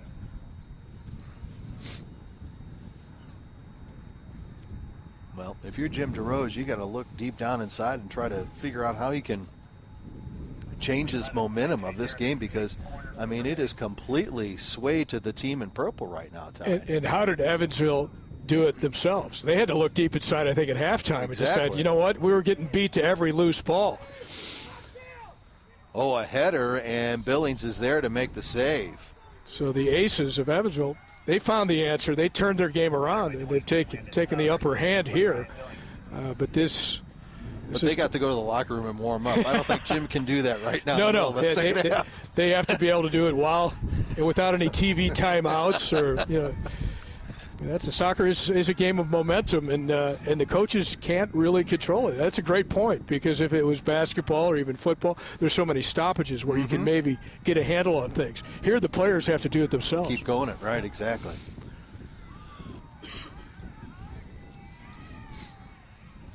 Bradley will get the kick here, as we are touching on the midway mark of this second half. Evansville getting the 2 goals, Haderovich and Terry in the second half to take the 2-1 lead in this quarterfinal matchup. Dangerous in the penalty area. And now Bradley settles it. Now on the cross header, and still alive in the penalty area. Now Wojtek trying to get the cross. And now Bradley very aggressive, and then Teppen right there to cover it up. Yeah, very good reaction by Teppen to his right to pounce on that ball. And Bradley won't quit. You know that. They will fight. And if it's about just not giving up, they'll be back in this game. It's just kind of surprising the stark contrast we've seen in these two teams when you compare to first half to the second half, at least up to this point, though, Tom. Yeah, Bradley was by far the aggressor without question. In the first half. And it looks now like they're reacting slowly to almost any ball that's loose in the open. They are reacting slowly, and Evansville has taken the initiative.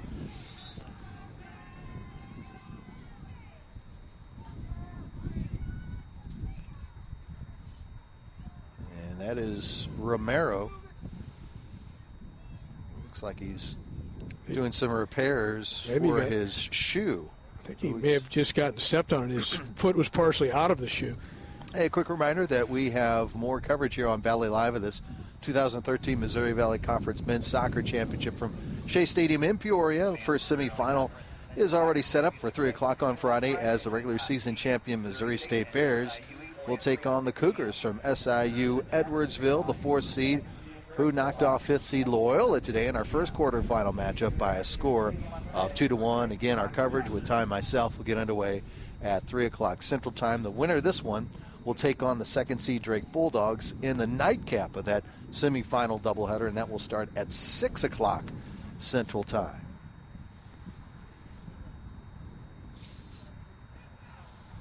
And it looks like Romero's going to be okay after he did a little work on his left shoe. And there he is right there.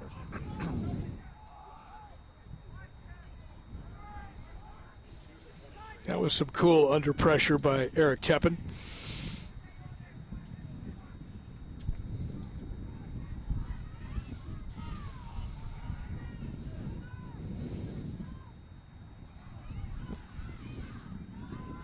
Bradley now getting it into the attack zone. Now a long drive, caught up by Schaefer. And Evansville can't keep the possession. Now they do. Romero gets it. And yeah, he's got glue on his feet, doesn't he? Does. Now Terry. Up ahead. This is Gonzalez. Mark Anthony Gonzalez. Leading scorer for this Aces team. Yeah, another slick dribbler. And there's a whistle on Evansville, as Wojtek was knocked down on the play there. The clock becomes more and more of a factor here. Still 20 minutes, plenty of time, but the pressure starts to build a little bit. And they'll get the strong leg of Billings on this kick.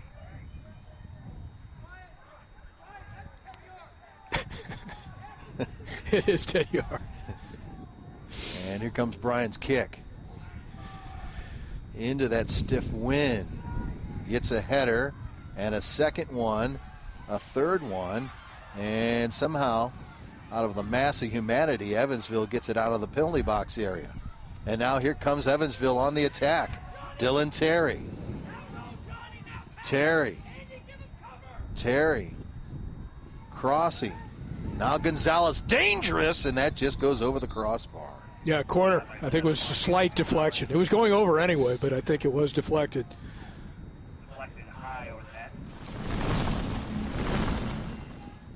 And we'll get Billings' view. Yep, you're exactly right. Yep. So close, I think Billings did have to make a play on that. Right. Yeah, you can't take that chance.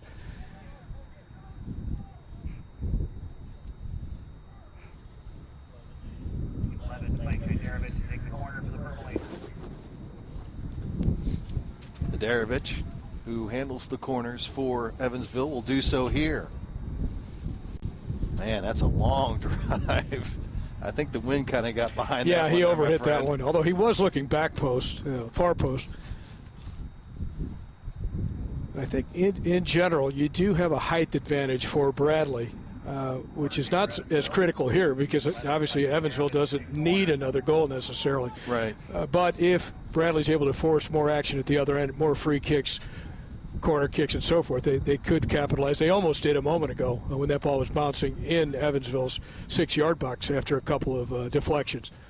There's another one by Hadarovich, headed, and Billings, very composed, makes a nice play for the Braves.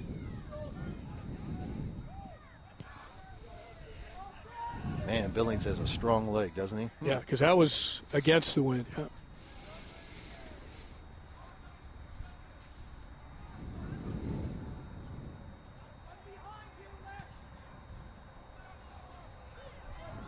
Another strong kick again against that stiff wind that we've had here all day long in our Wednesday quarterfinal action here from Shea Stadium in Peoria.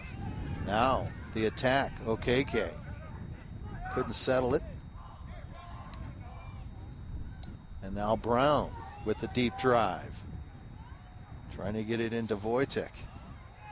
Wojtek trying to find a room, and somehow he squeezes it. Not much power on that to Tepin. But he is a powerful target player. He won the head ball, held possession, got turned. So he's a force to be reckoned with.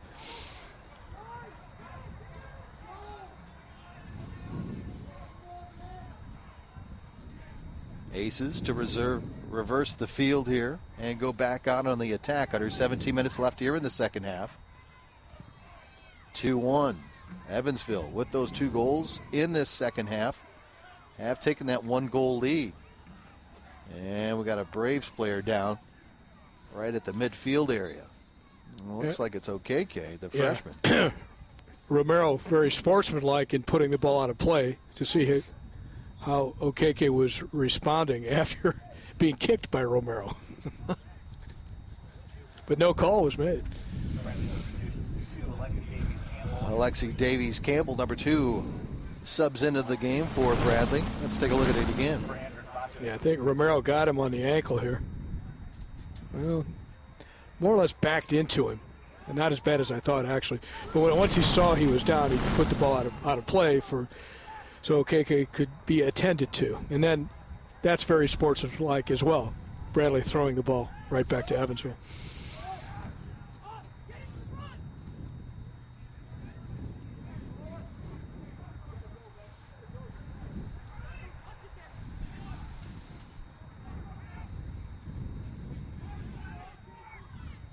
Souter lost the handle. Here come the Braves on the attack, down 2-1. Wojtek very dangerous, and looks like He's trying to go to the outside to Davies Campbell, who, as we mentioned, just checked into the game for the Bradley Braves.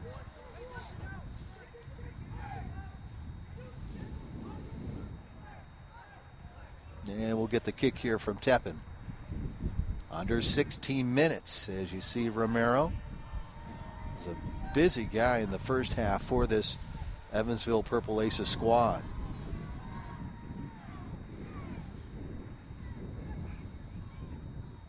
Headed ahead. Gonzalez trying to give chase and couldn't get to the ball first. Good job defensively by the Bradley Braves, trying to get that quick counterattack going again, like we saw through a better part of the first half. Haven't seen much of that here in the second half for BU. Gonzalez on Contreras. Gonzalez on the carry up ahead. Here's Terry. Terry with the shot, and Billings with a huge save. Shot, goes wide. Oh, what a chance for Jared Robinson. Boy, Terry is dangerous, isn't he? He's got the speed, and he's got that attitude that he's going to break through. And he almost created that insurance goal for Evansville here. Nice pass from Gonzalez. This is Terry. Look at him race after the first touch. Really nice save. That was a great save. And then the far side netting is open. Evansville failed to tuck it away. Darovich again with another corner. Gonzalez trying to get ahead on it, and we'll get the kick here now from Billings. Jason Kuhn coming back in for Jimmy DeRosa's Bradley Braves. And he'll come in for Contreras.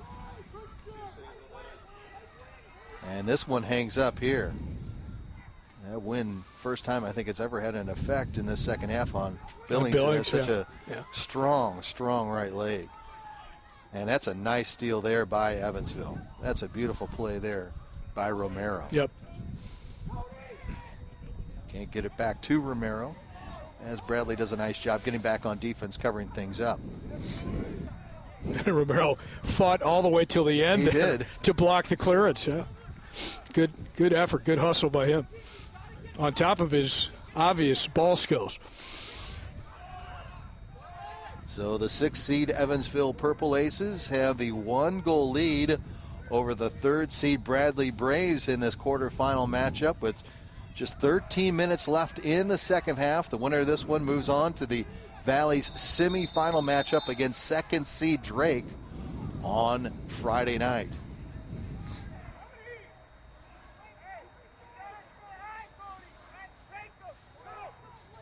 And now Romero's having a conversation with Benjamin Trevino, their referee for tonight's contest.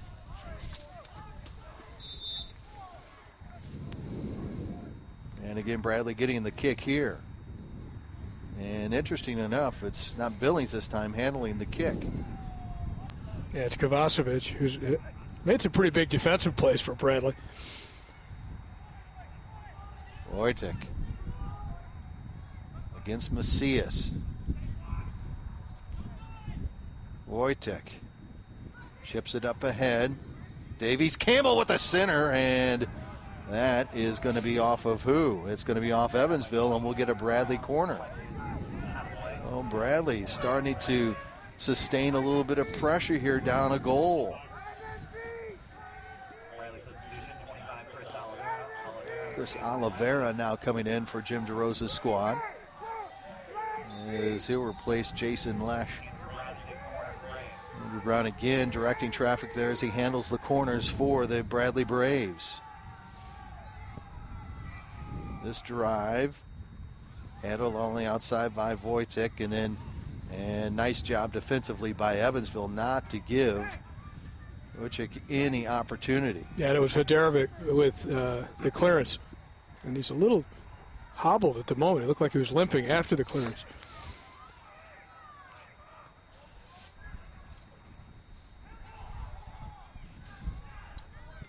Shot. Oh, that one goes wide.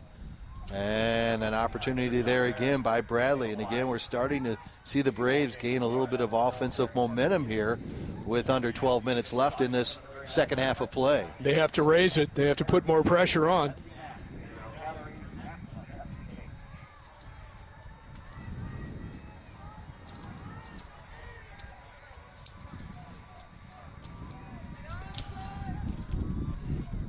Tepin with that huge gust of wind behind him. And Bradley doing a nice job getting that 50-50 ball and trying to get it outside to OKK. So give some credit to Evansville. The stats show that they've generated 25 shots against Bradley, the most Bradley has given up all season long. Wow. Davies Campbell on the throw-in. OKK. No chance there. Schaefer with a nice ball.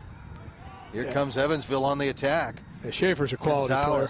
Gonzalez on the carry. Right shot. Oh, just goes wide. And another oh-so-close opportunity for the Aces as they are very, very dangerous in the second half of play. Deadly. Schaefer makes a nice steal. Smoothly out of the back, slips the ball in. Gonzalez takes a couple of touches, and that didn't miss by much. And he gets that shot off quickly, too. There's a reason why he's one of the leading goal scorers in the entire Missouri Valley Conference. And remember, Gonzalez is only a sophomore. 2 more years after this year. Yeah.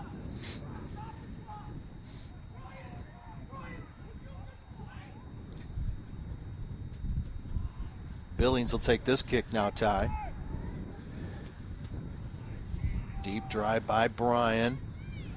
And Wojtek dangerous in the box, but there is Romero. He can't get the clear. In one of his few missed kicks. Yeah.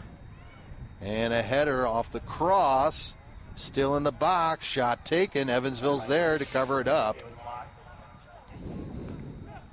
And a lot of traffic there in front of Eric Tepin. Yeah, and Evansville scrambling in front of Tepin there.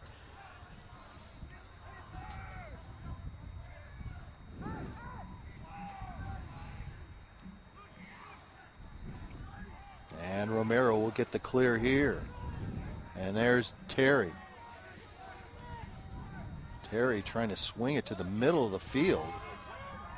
Not exactly sure what he was trying to do there. He's a little too unselfish there because with his speed and the fact that they already have a goal, he could have just kept going. Yeah, he had a lot of room there. Kept on the dribble. On the attack. Now the counterattack. OKK. OKK already has 1 goal. Make it 2! The freshman ties it at 2 at 8:38. What a play!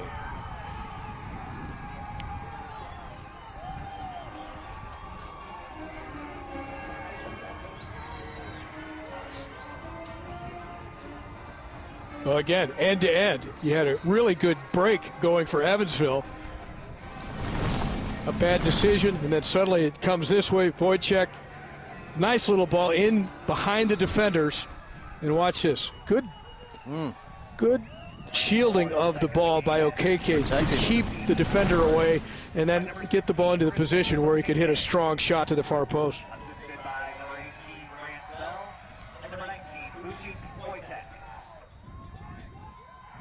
Wojtek getting one of the assists along with Grant Bell, and we're tied at 2. Yeah, it was a quality pass, but it also was OKK getting himself in position and shielding the defender off with his body to set up the shot.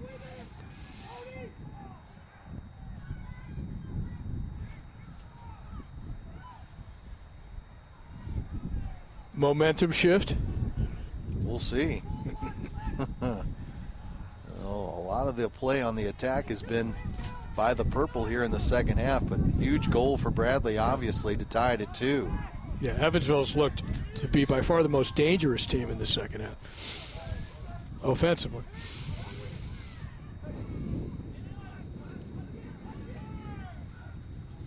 Now Romero. Davies Campbell doing a nice job coming up. OKK trying to catch up with this long kick, and Evansville will get the possession.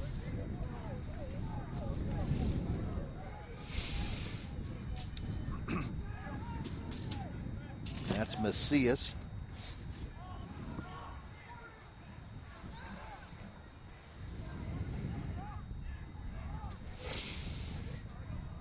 And here's Charlie once again. And a good job by Bradley to get to that 50-50 ball as we're under 7 minutes left in the second half. Now a long pass. Okeke trying to catch up with it. Does. Tries to get one on the cross. No one at home. And here comes Evansville on the counterattack. Romero. And they'll use the middle of the field here. Adarovich slows it up.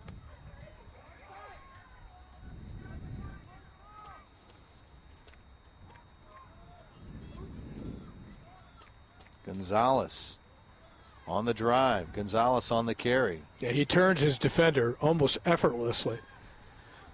And that'll be Evansville ball. Again, as we touch on the 6-minute mark left in this second half of this quarterfinal.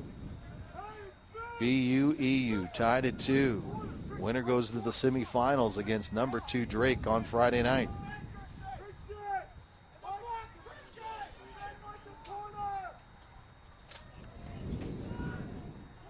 Looks like Schaefer's going to launch this one here, Ty. And the header out and followed up nicely by Bradley. Now in the penalty area. Nice settle by Dylan Terry. Evansville dangerous again. And it looks like we got an injured Bradley Brave down. And play moves on. Wojtek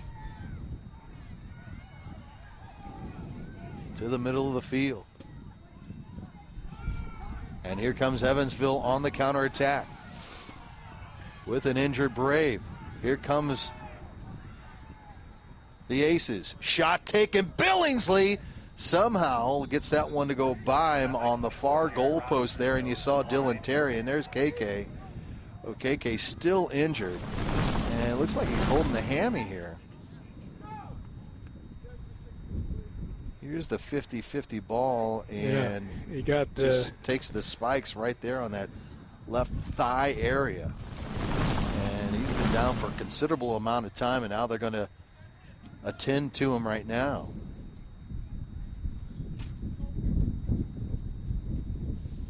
And the young man who scored 2 goals for the Bradley Braves has been very dangerous here tonight. And he's going to make his way to the sideline. On a cold night, everything feels, you feel the pain more. Gotcha, botcha. Substitution coming to the game will be Desmond Campbell. He's a junior from Jamaica. And well, hopefully Okeke is going to be okay. He's a good-looking young freshman here for the Bradley Braves. Like you said, cold like this, man. Yeah. Recovery period's even longer than everything normal. Stings that much more.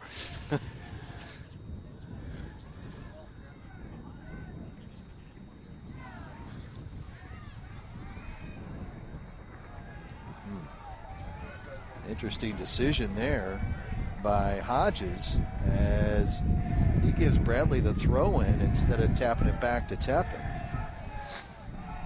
And here comes Brown, who handles those chores for the Braves, as we're just a little over 4 minutes left in this second half, tied at 2.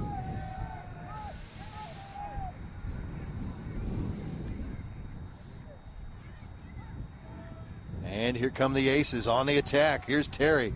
He's got some speed. Terry trying to tap it ahead, and Billings very aggressive on making the defensive play there. He got there just in time. Ooh-wee. Interesting play set up there by the Aces. Yeah, Dylan Terry, so quick on the break. He's got a long stride. Yep. He really glides.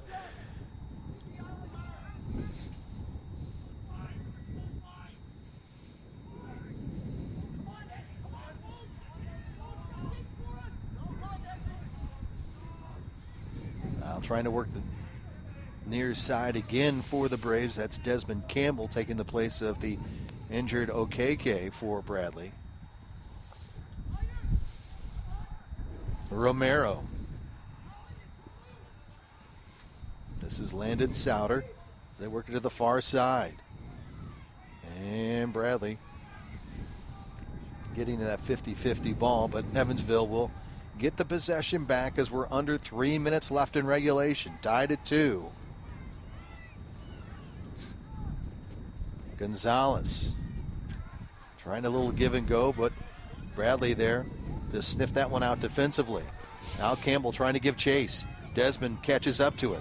Campbell trying to get the cross and the cover up on the defensive end by Evansville. They do a nice job getting back on the D. Romero with a long boot. Gonzalez trying to catch up with it, but Billings is very aggressive there to tap it out for the Braves. Verging on heroic coming out that far at this stage of the game.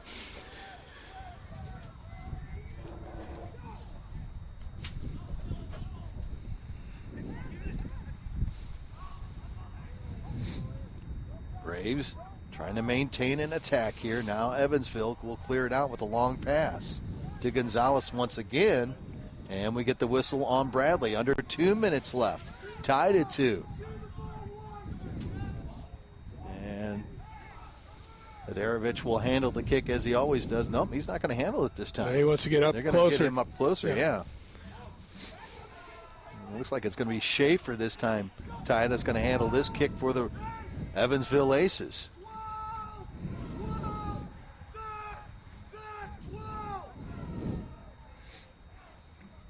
Schaefer with the drive. Headed out nicely by the Braves. And again, the time continues to dwindle down here in the second half. Extra session could be looming here at Shea Stadium. Schaefer. And that one just a little too strong. I think the wind kind of got a little bit of that one there, Ty. Yep. Under a minute. So they will have, looks like, overtime. Now Campbell on the attack, catches up to it. Campbell just checking in. Campbell with some fancy footwork Tried to against split two him. purple jerseys. Oh, bad pass.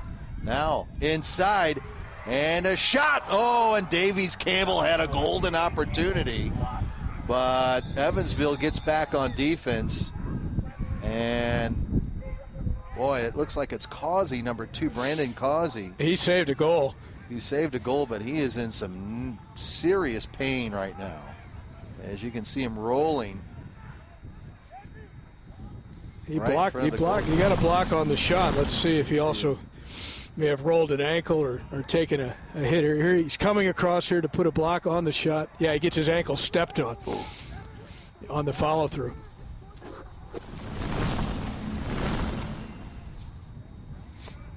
Yeah, his left ankle took the brunt of the follow through on the shot there after he blocked it. And you can see Brandon is in some serious pain, the senior from Prospect, Kentucky.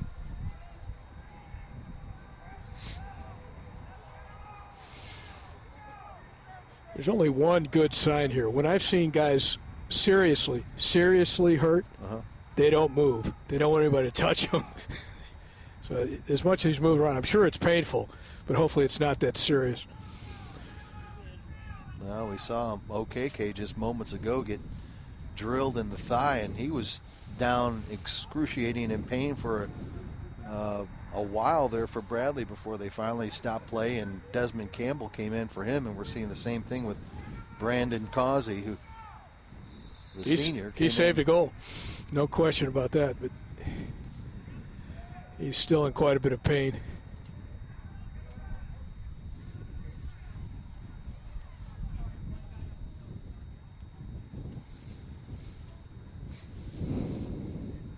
And it's that left ankle that they're working on right now on Brandon Causey.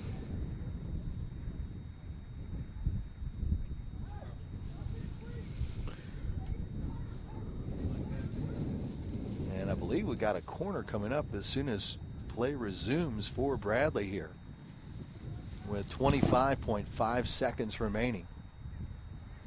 And let's take a look at the goal summary, as unfortunately they're helping Brandon Causey off the field here. And the goal summary is brought to you by Casey's General Store. Casey's famous for pizza. OKK made it 1-0 just the opening 54 seconds of this one, but coming out with a vengeance, there was the Haderovich goal to make it 1-1, and then Dylan Terry moments later made it 2-1 Evansville as they came out in full force. But then OKK saving the day for the Bradley Braves, getting that goal to tie it at 2, and that's where we stand. Corner kick coming from Andrew Brown with 25.5 seconds remaining in regulation.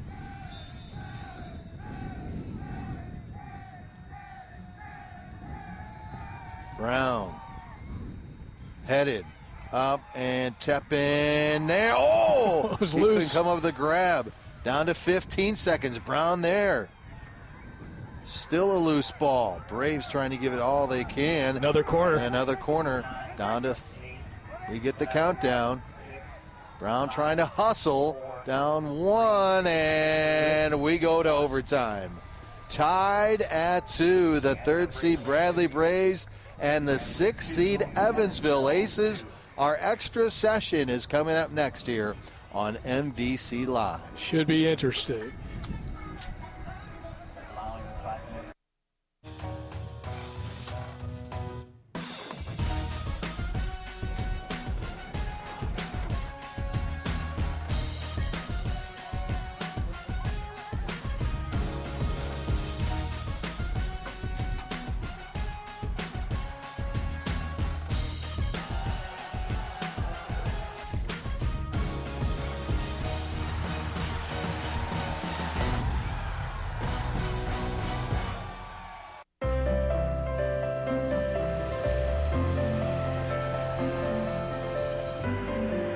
You could fly to Venice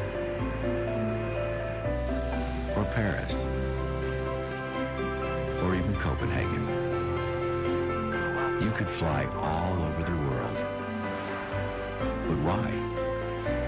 When you could just come to St. Louis. Your trip begins at ExploreStLouis.com. In the insurance business, you think differently about a customer when you stand in the middle of his dreams. When she serves you breakfast every Saturday morning. When his son plays on the same team as your son. When you live down the street from your customers, you make sure they get covered right. And you make sure you're there when they need you. That's the way it's done around here. Grinnell Mutual, a policy of working together. To find a Grinnell Mutual agent near you, go to GrinnellMutual.com.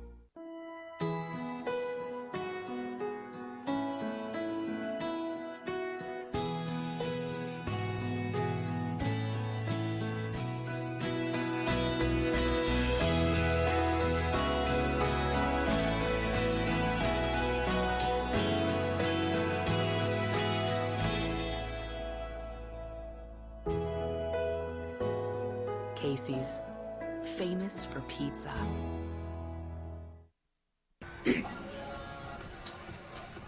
The 2013 Missouri Valley Conference Men's Soccer Championship is brought to you by Coventry Healthcare, the official presenting sponsor for Valley Live. By Casey's General Store, Casey's, famous for pizza. And by Purina Dog Chow. Help keep him strong, Dog Chow strong.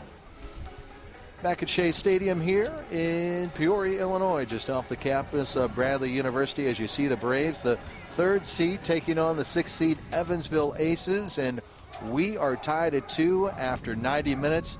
As Ty Keogh, we are headed into an extra session, and I guess first off, explain the overtime rules that we have here coming up in this MVC tournament playoff action. Well, the important information is it is sudden victory. The next team that scores moves on to the semifinal. It's 10 minutes each way. Otherwise, still tied after those 20 minutes, those 2 10-minute periods, we will go to penalty kicks.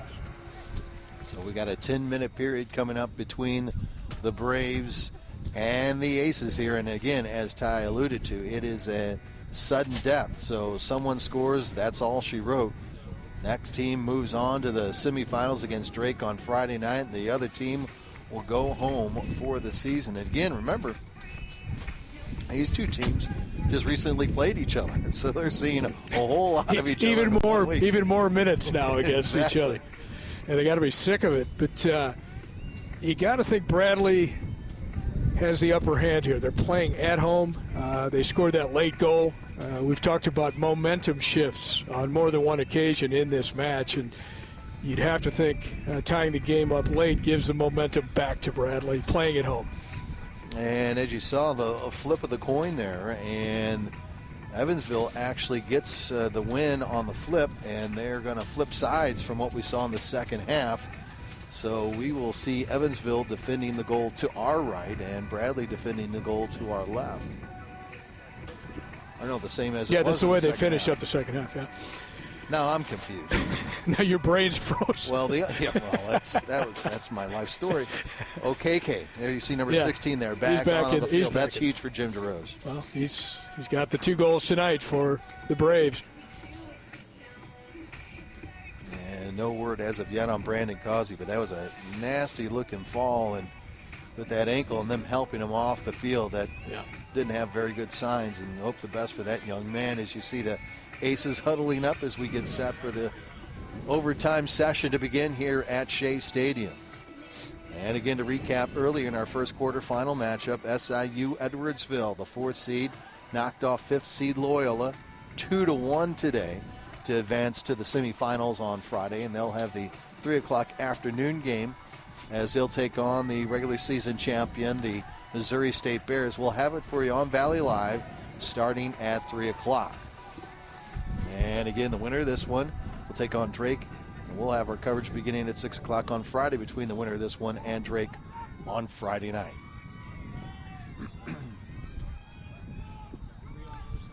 Well, we saw a lot of Bradley Braves on the attack in the first half, a lot of Evansville on the attack in the second half. What's going to happen in the overtime sessions here?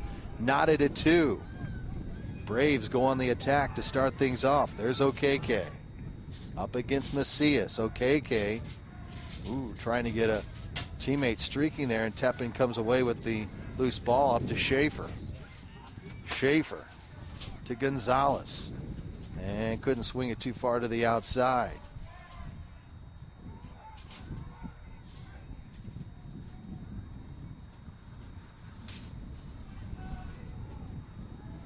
Evansville dangerous in the box on a pass to Gonzalez, and that one just goes wide, and that's going to go off a Brave, and we'll get a corner for the Aces. Mark Anthony Gonzalez, always dangerous. I mean, anytime he's touched the ball, he's created problems for the Bradley defenders. Seems to have a lot of speed here, Ty.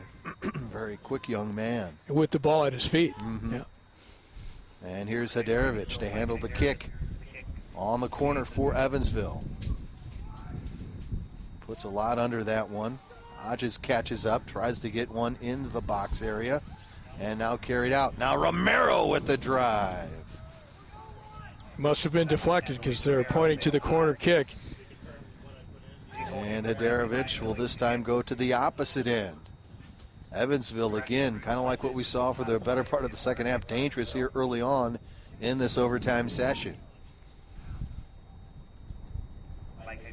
There's Haderovich, who scored the first goal. Headed up ahead, and we'll get a kick here now from Billings.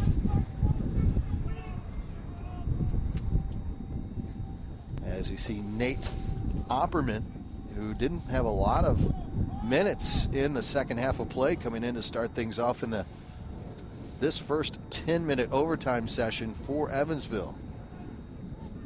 And that one by Billings, that kick hung up in the gusty winds that we have here at Shea Stadium. And again, just to repeat, no score after this first 10-minute overtime session. We'll go to a second 10-minute overtime. And again, as Ty had told you to begin things, if that goes scoreless, then we go to PKs. And we'll get a kick here for the Bradley Braves.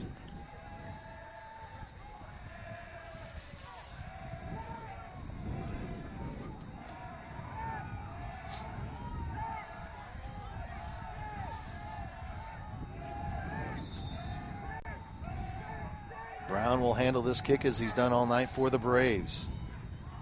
And that one, a missed kick. And there's Macias. And Dylan Terry. That long stride catches up, and he'll carry it on the attack for the Aces. Now outside to Macias. Charlie Macias. And nice defensive play by Bradley. Moves it up ahead to Okeke, and that's going to be Bradley ball. Grant Bell handled the chores here for the Braves. Wojtek chips it up ahead. Now he'll give chase on this long pass. Wojtek on the cross, covered up by Evansville. And now Okeke, dangerous. Nice pass. Good idea by Okeke. Now a drive, and Teppin's right there for the Aces. Under 6 minutes left in this overtime session, tied at 2. The winner moves on to the semifinals of the Missouri Valley Conference Men's Soccer Championships here in Central Illinois. Schaefer. Haderovich on the carry. Haderovich, nice sweet. stop, nice move. Oh, and a nice block as he tried to get that right leg to just drill one, as we've seen earlier from Haderovich.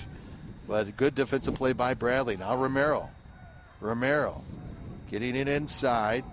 And again, Bradley coming back, doing a nice job defensively. Now Terry drives one, and that one a little strong, gets past Billings. And Brian will handle the kick here.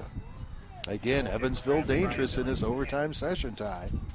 Yeah, they have an ability to have a defender. Terry's one of them. Gonzalez is another one. They have a defender right on him, and they're able to turn him and get into a good shooting position. Haderovic almost did it. Oh, and now Billings dangerous after his kick was held up in the gust of wind, and that time he gets a little bit more of a stronger leg on it. And here comes the Braves on the attack. Under 5 minutes left in the overtime session. Tied at 2. And now Teppin will handle this one. Very smooth, the junior from Evansville. And here come the Aces.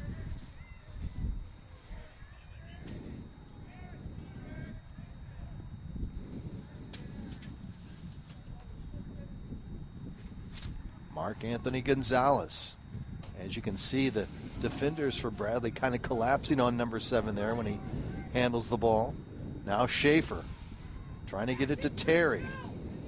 All right, make it Opperman. Opperman with the cross, far side, and Billings does a nice job there. Yeah, he really did, because that ball was curling away from him. It hung up a little bit there, perhaps in the wind, or just too much air under it. But still a good play by the keeper off his line quickly to just snare it. And that kick after that save made by Billings again, as he tried to get a long kick, but again held up in that stiff wind that is blowing right at his face here in the overtime session. Just over 3 minutes left in this first overtime. Bradley on the cross. And Macias trying to get the clear out. And there's Okeke. Okeke, nice pass. Shot taken, nope. Centering pass. And Bradley, maybe one pass too many. And now look at Dylan Terry trying to catch up at the 50-50. Bradley does a great job there.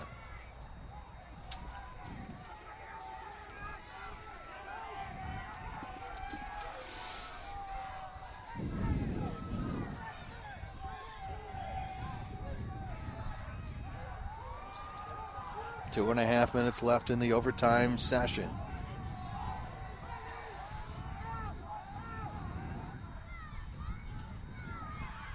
penalty area. Here's the Braves, and a shot and a save made by Tepp, and another opportunity by Oliveira of the Bradley Braves. Good save, but what's much more critical is that he gave no rebound. Could have easily coughed up that ball. And his counterpart has had a career high in saves at 12 in tonight's match, which surpasses his career high from just a week ago against this very same Evansville team at 11. Here they go again. Oh, nice defensive play. Now in the penalty area, but Evansville again collapsing and helping out on defense, and now Romero gets it ahead. Down to a minute and a half left in this first overtime, tied at 2. Now Adarovich, dangerous. Yeah, he likes his right foot. He does. Yeah, he was hesitating on the left there. Opperman lost the handle there. And OKK can't control. And back to the Aces. This is Gonzalez. Little miscommunication with his teammate. Now a long pass by Bradley. They try to get the counterattack. Braves working the left side. Bradley with the shot, and that's blocked.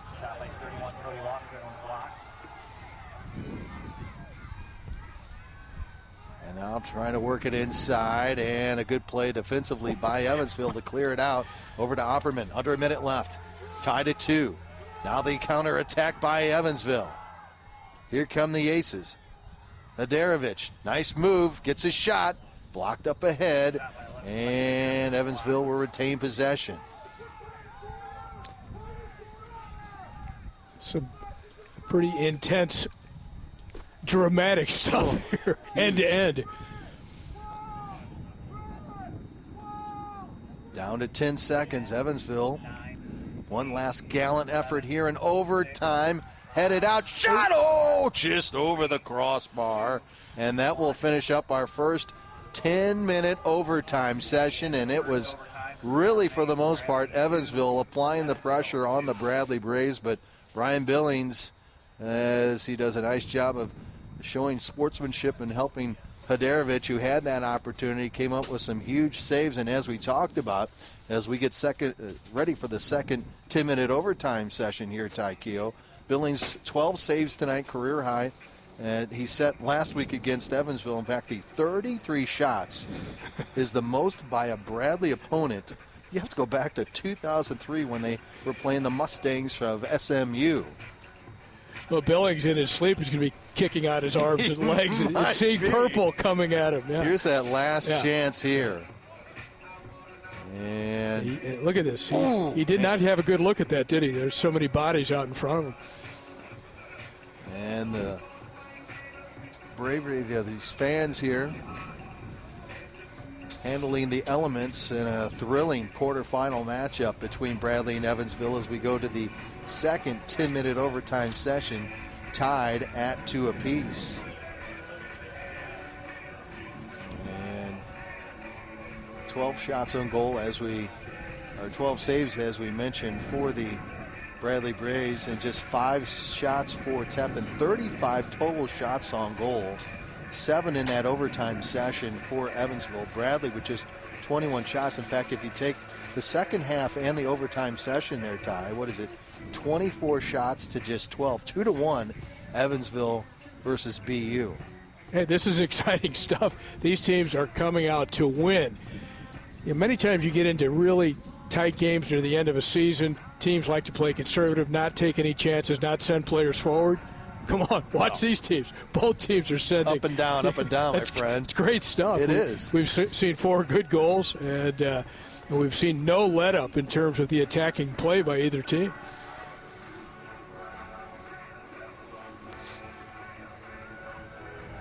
So we get set for the second 10 minutes of overtime here at Shea Stadium. And again, if we wind up with another scoreless second OT, we will then go to PKs here at Shea Stadium. And this time as we head to the second OT, 2 teams will switch fields. And now Bradley, for the first time since the first half, will have that wind at their back.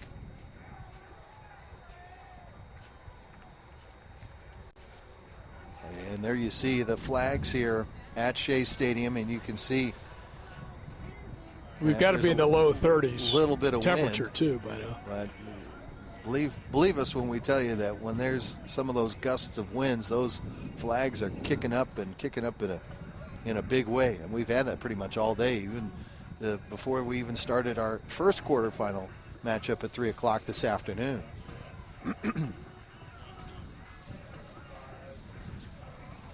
Well, who wants it? Who wants it most?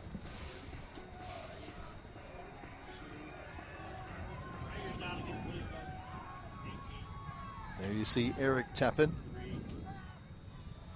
Again, we just read you some of those numbers. Not as tested as much as his counterpart, Brian Billings, who has really faced a barrage. A barrage. Thank you. I was looking for the right word. That's perfect. From the Evansville Aces. Well, Teppen's made some big plays. He has. No question about that. But again, not tested as much as Billings has here tonight. And if Bradley comes away with a victory here in this quarterfinal matchup, they can really thank their goalkeeper for keeping them in this one, especially with that barrage that Evansville has sustained since the beginning of the second half. Gonzalez taps it back. Romero, very smooth on his feet. Now up high. Haderovich, watch him dangerous with the left. Oh, and Billings makes another save. That was with the left foot that time, Mr. Keogh. Yeah, we haven't seen that from Haderovich, and he does hesitate to go to that side. But on that one, he nearly surprised everyone, including me, by going to his left and almost scoring. Now again, Evansville wanting to try to sustain another attack here in our second overtime session.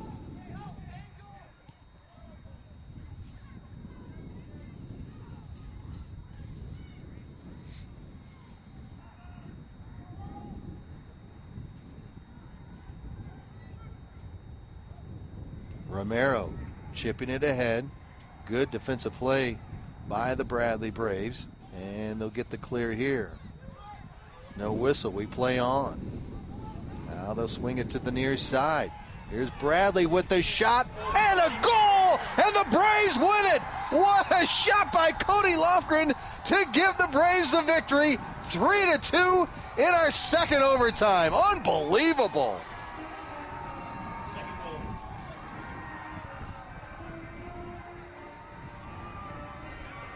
How about that, Ty Keogh? Can you believe that? Well, you feel bad for Teppen. He had a solid game. This one, he gets caught out. Poorly positioned, a bad decision to go for this ball. But a well-placed finish.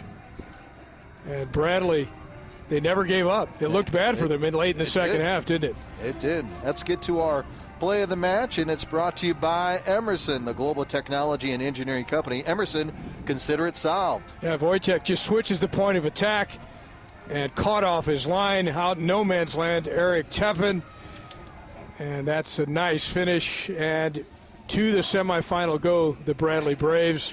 Look at that, well-placed looping ball, empty net, since Teppen was outside the penalty area and did not get to the ball first. And with that game-winning goal, Cody Lofgren is our player of the match as he picks up his second goal of the season. And our player of the match is brought to you by Coventry Healthcare, an Aetna company. Visit CoventryHealthcare.com for more information. Man, oh man, what a tough loss for the Evansville Aces here tonight. A great effort by both teams. I mean, some really entertaining soccer, and I commend both coaches for coming out to play attacking soccer. We saw 5 goals.